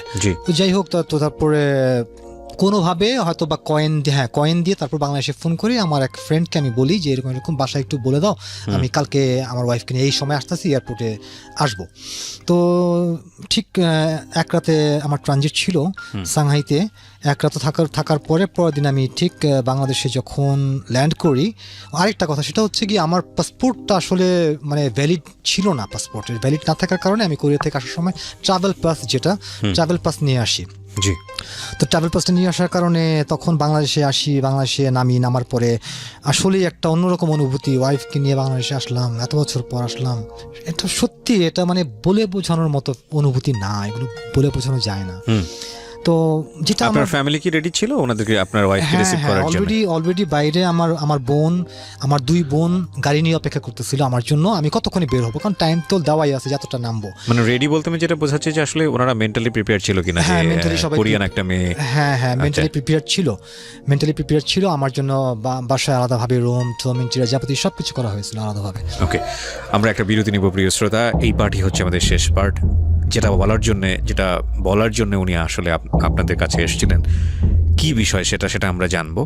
ওনার লাইফ আপনারা জেনেছেন, একটা বিদেশ বিভূষী জীবন, পাসপোর্ট চেঞ্জ করতে গিয়ে একটা ভুল ডিসিশন আমি বলবো, যে বাংলাদেশের পাসপোর্টটাকে তার কাছে লেস পাওয়ারফুল মনে হয়েছে এবং সেটা চেঞ্জ করতে গিয়ে নিজের জীবন। আমি 2 ঘন্টা পরে বের হই আমি যখন আনতে যাই তখন যেয়ে দেখি এক মহিলা পায়ের উপর পা তুলে পান খাচ্ছে। মানে তার যে একটা যে দায়িত্ব জ্ঞান যে সেটা নাই। সে আমাকে বলছে কেন আসছে, আমি বললাম ব্যাগ আমার। তো ব্যাগ দেখলাম একদম বাথরুমের সাইডে ফেলে রাখছে। তারপর যাই হোক নিয়ে আসার পরে বাংলাদেশে এয়ারপোর্ট থেকে বের হওয়ার পরে সেই অনেক বছর পর ভাই বোন মা বাবা, আমার জীবনে সবচেয়ে মানে যখন আমি বাসায় আসি, আমার মার যে মানে মাকে যখন দেখি, আমি বাবাকে যখন দেখি, আমার বাবা নিচে বসেছিল, সে বৃদ্ধ আমার জন্য।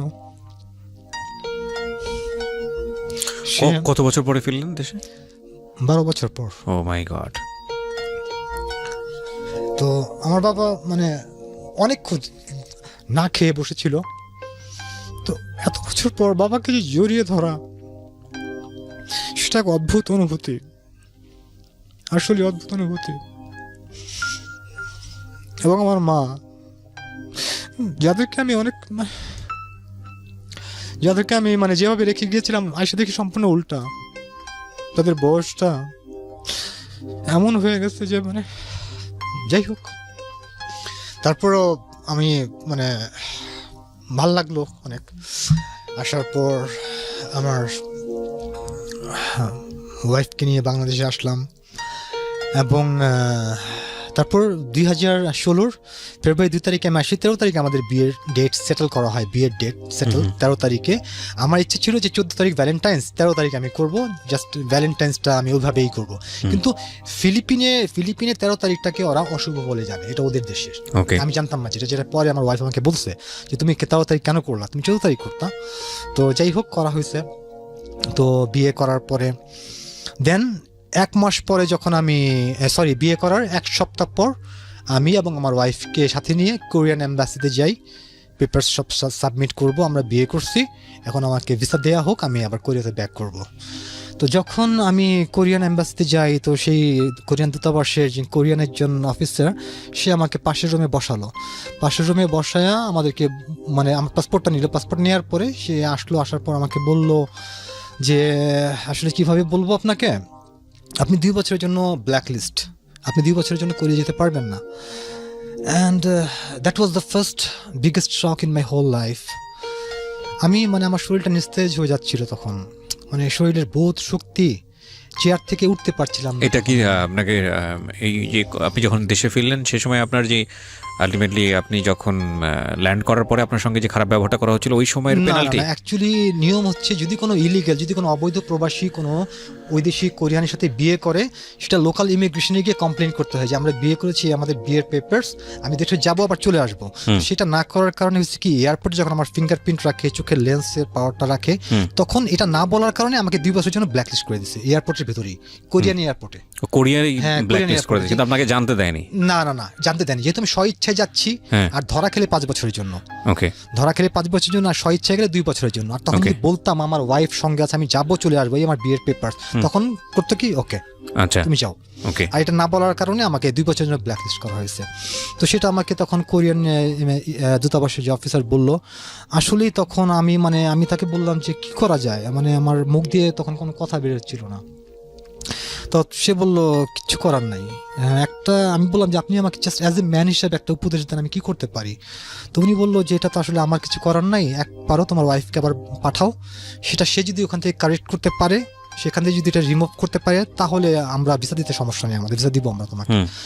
তো যাই হোক, তখন বাড়িধারার যে দূতাবাস এলাকা, মানে আমি নিজেকে কন্ট্রোল করতে পারছিলাম না। 2টা বছর আমি বাংলাদেশে থাকবো, এটা ইম্পসিবল আমার জন্য। 2 বছর কখনো না, প্রশ্নই ওঠে না আমার থাকার, ওই ধরনের মন মানসিকতা আমি নিয়ে আসিনি। 2 বছর কীভাবে থাকবো, এটা হয় না। তারপরে আমার ওয়াইফকে আমি পাঠিয়ে দিব, এটাও সম্ভব না। আমার ওয়াইফও অনেক কান্নাকাটি করছে তখন। যাই হোক, তারপরে বাসায় আসলাম। বাসায় আসার পরে আমার ওয়াইফকে আবার পরের সপ্তাহে আমি কোরিয়াতে পাঠালাম যে তুমি কোরিয়া যাও, কোরিয়া যে কাগজটা ঠিক করো। তো আবার সে কোরিয়া আসলো। কোরিয়া আসার পর লোকাল ইমিগ্রেশনে গেল। লোকাল ইমিগ্রেশনে বললো যেটা আমরা পারবো না, আপনি হেড ইমিগ্রেশন যেটা কোরিয়াতে সিউলে, সেখানে যান।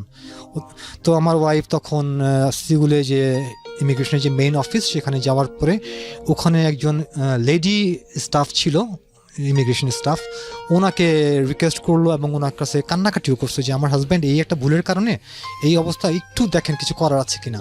তো ওরা বললো যে কিচ্ছু করার নাই, তবে হ্যাঁ তোমাকে আশ্বস্ত করতেছি 2 বছর হবে, অটোমেটিকলি এটা কম্পিউটার থেকে রিমুভ হয়ে যাবে, তখন তুমি পেপারস আবার পাঠাবা, ও আসতে পারবে। এটা তুমি তোমাকে এটা কনফার্ম করতেছি আমরা। তো কোরিয়া হচ্ছে এমন একটা দেশ, আইন যেখানে আইনি, এমনকি স্যামসাংয়ের যে মালিক, যে নাকি বাংলাদেশের সবগুলো শিল্পপতিকে যদি এক করা হয় তারপর তার সমপরিমাণ টাকা হবে না, সেই স্যামসাংয়ের মালিককেও একটা ভুলের কারণে, সামান্য একটা ভুলের কারণে তাকে 5 দিন না কয়দিন জেল খাটতে হয়েছিল, সাধারণ কয়েদির বেশি। কোরিয়া হচ্ছে সেই দেশ, আইন সবার জন্য সমান। তো যাই হোক, আমার ওয়াইফ আবার বাংলাদেশে চলে আসলো। আসার পরে বললো যে না, সম্ভব না, কোনোভাবেই সম্ভব না। তখন আমরা চিন্তা ভাবনা করলাম যে বাংলাদেশেই থাকবো। ও বাংলাদেশে প্রায় আমার সাথে 3 মাস ছিল। আমরা আলাদাভাবে বাসা নেই, আমার বর্তমানে যেখানে আছে ওই এলাকাতেই 2 রুমের একটা বাসা নেওয়ার পরে থাকতে শুরু করলাম। এবং আমার ইচ্ছে ছিল একটা সন্তান, এবং কিছু কিছু ল আছে কোরিয়াতে, যদি সন্তান হয়, ওয়াইফ যদি খুব সিরিয়াস অসুস্থ হয়, এটা উইদাউট সবচেয়ে ভিসা এটা অন্যভাবে দেওয়া হয়। তো ডাক্তারের কাছে গেলাম, ডাক্তার বললো, সব চেক দিল যে এগুলো চেক করেন, দেখেন। ডাক্তার বললো আপনারা বিয়ে করছেন কতদিন হলো? আমি বললাম যে বিয়ে করছি, রিসেন্টলি বিয়ে করছি। আপনারা কেন আসছেন আমাদের কাছে? এগুলো তারাই আসে যাদের 10 বছর 15 বছর বাচ্চা হয় না, তারা আসে। আপনারা কেন ওয়েট করেন, 1 বছর 2 বছর ওয়েট করেন, ঠিক হয়ে যাবে। তো যাই হোক, বাংলাদেশে ওকে নিয়ে আসার পর আমার যে সমস্যা হচ্ছিল সেটা হচ্ছে আমি বাংলাদেশে খাপ খাওয়াতে পারতেছিলাম না ওকে নিয়ে। বাংলাদেশের মানুষের এখনো মানুষ তো বলে যে আমাদের দেশ ডিজিটাল বাংলাদেশ, আসলে কেউ খারাপভাবে নেবেন না আমার কথাগুলো, না, সেই পর্যায়ে এখনো আমাদের দেশ যায়নি, মেন্টালিটি চেঞ্জ এখনো চেঞ্জ হয়নি। এখনো রাস্তা দিয়ে হাঁটতে গেলে দেখা যায় থুতু ফেলতেছে, পিছনে যে একজন আমাকে ক্রস করতেছে সেটা সে দেখে না, তার থুতুটা আমার গায়ে লাগলো। তারপর ধাক্কা দিলে যে সরি যে বলতে হয়, সরি বলাটা বাঙালি এখনো শিখে নাই, সরি বলাটা এখনো শিখে নাই বাঙালি। এবং দেখা যায় প্যারাডো গাড়ির ভিতরে বসে আছে, প্যারাডো গাড়ি যে নাকি আমার মনে হয় প্রতি মাসে বিদেশ সফর করে যারা, গাড়িতে বসে এক সাইডে বাচ্চা কিছু খাচ্ছে, গাড়ির গ্লাসটা খুলে একটা ময়লা ফেললো, ওইদিকে তার মা গাড়ি খুলে ময়লাটা ফেললো। এগুলো যে সচেতনতা না, আমাদের বাঙালির ভিতরে এখনো আসেনি। রাস্তা দিয়ে চলার সময় যে একজন আরেকজনের দিকে তাকাবো, কেন তাকাবো? তাকে আমি চিনি না, তার চেহারা দিকে তাকাবো কেন? যেটা কোরিয়ানরা করে না, যদিও কোরিয়ানরা কারোর দিকে তাকায় আর চোখে একবার তাকায়, জাস্ট চোখ সরিয়ে ফেলে। কিন্তু বাংলাদেশে মনে হচ্ছে যে আমি অদ্ভুত কোনো জন্তু জানোয়ার, আমার ওয়াইফ কোনো বিদেশি। এক্স্যাক্টলি, হ্যাঁ, এক্স্যাক্টলি। তো এটা sorry to say, of course it's true. এবং শুধু এটা না, মা বোনদেরকে রাস্তায় নিয়ে বের হলে নিজেদের আমি নিজের এক্সপিরিয়েন্স বলছি, কখনো কখনো আমার চোখটা নামিয়ে ফেলতে হয়। সর্বশ্রেণীর মানুষ, আমি অনেকবার বলেছি রেডিওতে, সর্বশ্রেণীর মানুষ যারা শুনছেন তারা অনেকেই, তাদের মধ্যে 99%। এটা আমি কেন বলছি, এই জিনিসটা যে হয়তো আপনি ইন্টেনশনালি করেন না, বাট এটা একটা মানুষকে কত বিব্রতকর অবস্থায় ফেলে। একটা মেয়ের দিকে ফার্স্ট হচ্ছে তার ফেসের দিকে তাকাবে, চোখের দিকে, অনেকে ফেসের দিকেও তাকান, এবং এমন জায়গার দিকে সে দৃষ্টি দেয়, মানে এটা তো বোঝা যায় বিষয়টা পাশে থেকে। এবং অনেক সময় মেয়েরা এখানে কী করে, সে থেকে বলে এই তুমি ভাবে তাকো কেন, তো এটা করতে গেলে তো রাস্তাঘাটে তো মানে অহরহ মহামারী লেগে যাবে, কারণ প্রত্যেকটা মানুষই, ম্যাক্সিমাম মানুষ এই কাজটা করে। এবং আমি যেটা বললাম আমি আজকে আপনাকে, যে আপনি যদি প্রমাণ চান, আপনি কালকে সকালে গিয়ে আপনি হয়তোভাবে অবজার্ভ করেননি, আপনি দেখবেন যে মানুষরা কীভাবে মেয়েদের দিকে তাকায়, খুবই মানে লজ্জা লাগে। কি মানে ইয়াং, কি ছেলে, কি বুড়ো, কি মানে একজন দেখে অনেক পরেশগার মানুষ, দেখে শুনে মনে হয় যে না অনেক ভালো, অনেক দাড়িওয়ালা মানুষ, 5 ওয়াক্ত নামাজ পড়েন, তারাও এই কাজটা করেন। এবং আমার খুব কষ্ট হয় যে আচ্ছা আপনি যদি একটা ওই জায়গাটা চিন্তা করেন, তো আপনি যদি একটা মেয়ে হতেন, আপনার বা আপনি যদি একটা নারী হতেন, আমি অনেকবার এই বিষয়টা ফেস করেছি। এবং নাথিং টু সে, আমি আমার পার্সোনাল ব্লগে অনেক লিখেছি এই বিষয়টা নিয়ে, বাট এই অবস্থার পরিবর্তন হয় না। এবং এটার পরিবর্তন হওয়াটা খুব জরুরি, খুবই জরুরি। বিদেশে এই জিনিসটা একেবারেই নাই, মানে ওয়েস্টার্ন কান্ট্রিগুলোতে কিন্তু কেউ কারোর দিকে তাকায় না, আপনি যেটা বলছিলেন।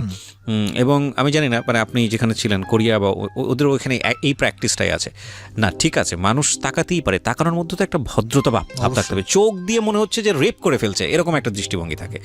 Very bad. যারা এই কাজটা করেন তাদেরকে আমার ধিক্কার জানানো ছাড়া আর কিছু করার নেই। Please do not do this. হ্যাঁ, কারণ এটার হিসাব কিন্তু সৃষ্টিকর্তা আপনার কাছ থেকে নেবেন। হ্যাঁ বলেন। হ্যাঁ, তো যাই হোক, তো বাংলাদেশ আসার আপনাদের এক সময় মনে হলো যে না আপনারা থাকতে পারছেন না? না না না, আমি নিজেই আমার নিজের কাছে বেমানান মনে হচ্ছিল। হাঁটতে গেলে বাড়ি খেতে হয়, রাস্তায় পায়ে পায়ে বাড়ি খেতে হয়। তো সবচেয়ে সমস্যা যে আমি আগে, আমার পেছনে একজন, সে আমার স্যান্ডেলে পাড়া দিল, কিন্তু সে আমাকে সরি বললো না। মানে আমার কাছে অদ্ভুত লাগে, সরিটা বললে সমস্যাটা কি? আপনি যদি বলেন যে ভাই আমি সরি, এনাফ। সরি ভাই কোটি টাকার প্রবলেম সলভ করে ফেলে। সরি কোটি টাকার প্রবলেম সলভ। আপনি ভুল করতেই পারেন, সঙ্গে সঙ্গে সরি, বাট একটু একটু হলেও ইমপ্রুভ হচ্ছে, ইদানিং টুকটাক পাওয়া যায় আর কি। ওকে, তারপর কি তো করলেন? তারপর সেটা হচ্ছে গিয়ে, আমি মানে বাংলাদেশে আসার আগে যারাই বাংলাদেশে থেকে কোরিয়া যেতে বলতো যে দেশ অনেক ডেভেলপ হয়েছে, বাংলাদেশের মেয়েরা এখন প্যান্ট শার্ট পরে, বা কোনো সমস্যা না। আসার পর দেখলাম পুরোটাই মিথ্যে কথা। না, কখনো না, ওই পর্যায়ে কখনোই যাবে না আমাদের দেশ, হয় না, এটা হবে না। তো আমার ওয়াইফকে আমি তখন বললাম যে তুমি সালোয়ার কামিজ পরতে হবে তোমার, কারণ আমি তো জানি কার চোখ কোথায় যায়, কে কিভাবে তাকায়, আমি সব বুঝি এগুলো। তো তখন আমি করলাম কি, সালোয়ার কামিজ কিনে দেওয়া হলো, সালোয়ার কামিজ পরলো। এবং একটা কথা বলি, একদিন বাসা থেকে আমরা বের হয়েছি, যাব কোথাও, তো ভুলে আমার ওয়াইফ করছে কি ওড়নাটা নিয়ে আসতে মনে নাই। আমি কেউ তুমি এখন যাও ওড়না নিয়ে আসতে, কারণ আমি তো জানি ওড়না ছাড়া তুমি চলবা, মানুষের চোখ কোথায় যাবে এগুলো তো আমি বুঝি, এটা আমার চোখ কাছে খারাপ লাগবে, এবং আমি চাই না কোনো একটা বাজে পরিস্থিতি সৃষ্টি হোক এখানে। তো তারপর যাই হোক, সে আবার গেছে। তো এগুলো ওর ভাল লাগতো না। ওর কথা হচ্ছে সমস্যা কি, হ্যাঁ তাকাক না, সমস্যা কি, আমি কেয়ার না করলেই হয়। কিন্তু আমার কথা, আমাদের কালচারে তো আমি সহ্য করতে পারবো না, এটা আমার মন মানসিকতার দিক থেকে আমি পারবো না। তো যাই হোক ওভাবে, তো তারপর বেলি রোডে গেলাম। বেলি রোড তো আমাদের দেশের কোনো এককালে জনপ্রিয় একটা ফাস্টফুডের এরিয়া হিসাবে গণ্য করা হয়, এখনও গণ্য করা হয়। তো সেখানে যাওয়ার পর যেটা দেখলাম, রাস্তার পারে লাইন ধরে মেয়েরা বসে বসে ফুচকা খাচ্ছে, খাচ্ছে। আমার ওয়াইফ বলল অদ্ভুত ব্যাপার, হ্যাঁ গাড়ি চলতেছে, ধুলাবালি যেভাবে উঠতেছে, ওপেন ফুড বিক্রি হইতেছে, এটা তো আসলে কিভাবে সম্ভব? এটা সম্ভবই না। হ্যাঁ, খাবারের এত নিম্নমানের কোয়ালিটি তোমাদের দেশে, আমি বললাম কী করবো বলো। অথচ কোরিয়াতে একটা খাবার যদি আপনাকে কেউ দিতে হয়, হাতে অবশ্যই প্লাস্টিকের যে হ্যান্ড গ্লাভস এগুলো ইউজ করতে হবে। এবং যদি কোনো খাবার খাওয়ার পরে যদি আপনার কোনো পেটের কোনো সমস্যা হয়, তার সম্পূর্ণ ব্যয়ভার সেই খাবারের নিতে হবে। তা আমার ওয়াইফকে নিয়ে আমি বাংলাদেশে একটা মোটামুটি ভালো মানের রেস্টুরেন্ট কি আবাসিক হোটেল প্লাস রেস্টুরেন্ট, নামটা কি বলবো আমি? না, দরকার নেই। হ্যাঁ, তো সেখানে শান্তিনগর এলাকার ভেতরে, সেটা খুব মোটামুটি নাম করা। তো সেখানে আমি যাই, তো সেখানে চিকেন ফ্রাইড রাইস খেলাম, স্যুপ খেলাম। খাওয়ার পরে ঠিক 3-4 ঘন্টা পরে আমার ওয়াইফের পেটে ডিস্টার্ব দিল, এবং 5 দিন সে ভুগছে পেটে ডিস্টার্বে খাবারের কারণেই। যদি এটা হয়তো কোরিয়াতে হতো, যদি ট্রিটমেন্ট করার পরে ধরা খেত যে আমার ফুড পয়জনিং হয়েছে, সেখানকার লাইসেন্স ক্যান্সেল। কিন্তু আমি যে তাকে গিয়ে বলবো, সে আমার সাথে যে ব্যবহার করবে, সে আমার কথায় পাত্তেই দেবে না। প্রশ্নই ওঠে না বাংলাদেশে, এখন আমরা অতটুকু যেতে পারিনি। হ্যাঁ, মানুষের ভেতরে একটা যেটা আমি বুঝতে পারছি, ঠিক আছে, কম্পেয়ারে গেলে হয়তো অনেকেরই খারাপ লাগবে, কারণ এটা আমাদের নিজের দেশ, আমরা অতটুকু আগাতে পারিনি কিছু কিছু জায়গাতে। বাট এটা ঠিক যে হ্যাঁ, বাইরের দেশে সেটেল হওয়া একটা মানুষ, আপনার ওয়াইফ, সে এসে কোনো না কোনোভাবে এখানে মানিয়ে নিতে পারছিল না। এবং এক্ষেত্রে আপনিও সেটা বুঝতে পারছিলেন যে আপনি যেহেতু 12 বছর দেশের বাইরে থেকে এসেছেন, আপনিও বুঝতে পারছিলেন যে প্রবলেমগুলো কোথায় হচ্ছে। সো কী হলো, রেজাল্টটা কী দাঁড়ালো? তো রেজাল্ট যাই হোক, পরে 3 মাস থাকার পরে আমার ওয়াইফকে বাংলাদেশ থেকেই পেমেন্ট করতে হতো কোরিয়াতে, অনলাইনের মাধ্যমে। আমার ওয়াইফ অনলাইনের মানে অ্যাকাউন্ট ছিল, ওর যাবতীয় ট্যাক্স, ইন্স্যুরেন্স তারপর আমাদের রুম যে ভাড়া সেগুলো সব পেমেন্ট করতে হতো। তো এইভাবে এখানে থেকে পেমেন্ট করাটা ইনকামও নেই। ইনকাম নাই, তুমি এক কাজ করো, তুমি কোরিয়াতেই চলে যাও, তারপরে তুমি প্রয়োজন আবার 3-4 মাস পরে আবার আসো, বেড়াও, কোনো সমস্যা, আমার তো কিছু করতে হবে, আমি তুমি থাকা অবস্থায় কিছু করতে পারতেছি না, আমি কারণ তোমাকে বাসায় রেখে আমি যে কোনো ব্যবসা বাণিজ্য বা কাজকর্ম করবো সেটা সম্ভব না আমার পক্ষে। তো যাই হোক চলে গেল। যাই হোক প্রতিদিন আমাদের মধ্যে সুন্দরভাবে প্রতিদিন আমরা ফেসবুকে মেসেঞ্জারে 1 ঘন্টা করে ভিডিও কলে কথা বলতাম, আমাদের মধ্যে সুন্দর সবকিছু চলছিল। তারপরে হঠাৎ যেটা হয় সেটা হচ্ছে গিয়ে গত বছর আমরা ডিসিশন নিলাম যে আমরা মিট করবো একসাথে। মিট করবো কোথায়? আমি বললাম যে বাংলাদেশে আসো। তো ও বললো যে না, বাংলাদেশে তো আমি 1বার গেছি 2বার গেছি বাংলাদেশে, তুমি এক কাজ করো, তুমি ফিলিপিনে আসো, ফিলিপিনটা আমরা দেখবো, এবং তুমি তখন ফ্যামিলি মেম্বারদের সাথে তোমাকে আমি যেটা মানে সালাম দেওয়া, যেটা ওই ধরনের একটা মানে দেখা করানোর জন্য। তো ফিলিপিনে যাই। ফিলিপিনে যাওয়ার পরে যেটা হয়, তখনই আমার জীবনের মানে মানুষের বলে না যে life is more than drama. একটা ভুলের কারণে, একটা ভুল ছিল সেটা, সেই ভুলটা ছিল আমার ওয়াইফ আমাকে নিয়ে জাস্ট, ও একটু মানে আনন্দপ্রিয়, তো ওর ইচ্ছে ছিল যে ও আমাকে নিয়ে ক্যাসিনোতে যাবে, যেটা আমি কখনোই পছন্দ করি না, কারণ gambling never have any kind of benefit. এটা আমি ঘৃণা করি, এটা আমার ধর্ম হিসেবেও যেমন ঘৃণা করি, এবং এটার আসলেই কোনো নাই এটার ভেতরে। তো সেখানে যাওয়ার পর আমার ইচ্ছে ছিল আমি যেই কদিন থাকবো শপিং করবো, খাওয়া দাওয়া করবো, নাইট ক্লাব যাবো, ডিস্কো যাবো, সেটা আলাদা ব্যাপার, but গেমলিং, casino, I hate that. তো সেখানে যাওয়ার পরে হলো কি, এভাবে করতে করতে মোটামুটি প্রায় তো লাস্ট ডে যেদিনকে আমি বাংলাদেশে আসব, তো তখন আমি তাকে করলাম। লাস্ট ডে যখন সে হারলো, কারণ যে কদিনই খেলা হয়েছে মোটামুটি হারছি, একদিন জিতছি 5 দিন হারছি, তো এতে লসই হয়। তো তখন তাকে আমি গায়ে হিট করি, হিট বলতে ধাক্কা দিই, জাস্ট ধাক্কা। বাট আমি আমার ওয়াইফকে কখনো গালিগালাজ করিনি, এটাকে আমি সবসময় নোংরামি ভাবে দেখি, গালিগালাজ কখনো আমি করি না। জাস্ট হিট, গায়ে আঘাত করি, মানে গায়ে হিট ধাক্কা দিই। ধাক্কা দেওয়ার পরে সে আমাকে বুঝতে না দিয়ে সে করলো কি, জাস্ট আমাকে পরের দিন আমি বাংলাদেশে চলে আসলাম, কোরিয়াতে চলে গেল। কোরিয়াতে চলে যাওয়ার পরে দেন সে আমার ফেসবুক আইডি, আদার্স আইডি সবকিছু ব্লক করে দিল, এবং সে বললো যে তোমার সাথে আমার হবে না, তোমার সাথে আমার you are not my style, তোমার সাথে আমার সম্পর্ক হবে না, তো আমরা ব্রেকআপ চাই, এবং যেটা আমার জন্য মানে মেনে নেওয়া কখনোই সম্ভব ছিল না এটা। এবং ব্যাপারটা দাঁড়ালো যেটা, যে উনি চাচ্ছে ব্রেকআপ, এবং এটা যদি হয়ে যায় তাহলে হয়তো আপনার কোরিয়াতে আর ফেরাই সে অর্থে ডিফিকাল্ট হয়ে যাবে। এবং বাট সে আমাকে প্রমিস করছে তোমাকে আমি কোরিয়া নিয়ে আসবো। হ্যাঁ, তোমাকে আমি কোরিয়া নিয়ে আসবো, কোরিয়া নিয়ে আসার পর দেন ডিভোর্স। কিন্তু সেটার জন্য দেখা যাচ্ছে যে আমি তাকে, আমার কথা হচ্ছে মানুষ তো ভুল করেই, হাজব্যান্ড ওয়াইফ। এই ঘটনাটা কবে ঘটেছে লাস্ট? এটা হচ্ছে আপনার 2017 অক্টোবরে।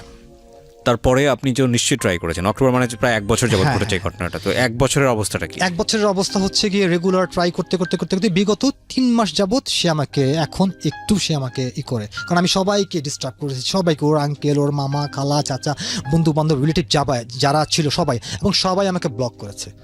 ব্লক করার কারণ হচ্ছে তোমাদের পার্সোনাল ম্যাটার, এটাতে আমরা ইন্টারফেয়ার করবো না, কারণ আমি যদি ইন্টারফেয়ার করি তোমার ওয়াইফ এটা পছন্দ করে না, এই জন্য সরি আমাদেরকে তোমরা রিকোয়েস্ট করো না। এবং সবাই যেহেতু ওর ফ্রেন্ড সার্কেল, ওরা আমাকে ব্লক করছে আইডিতে, যারা আমাকে সবাই চিনতো, খুব ভালো করে চিনে। তো যাই হোক, এখন মোটামুটি আমাদের কথা হচ্ছে। তো আমার যে মানে মূল কথা সেটা হচ্ছে গিয়ে ভুল মানুষই করে।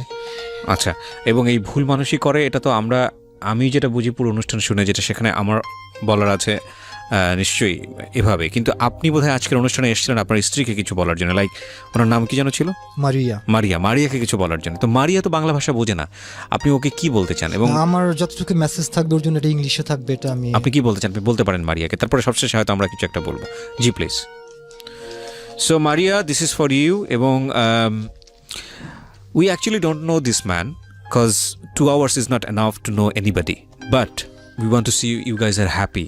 Okay, this is the most important thing. So Alam, what do you want to say her? Hi my dear wife, how are you?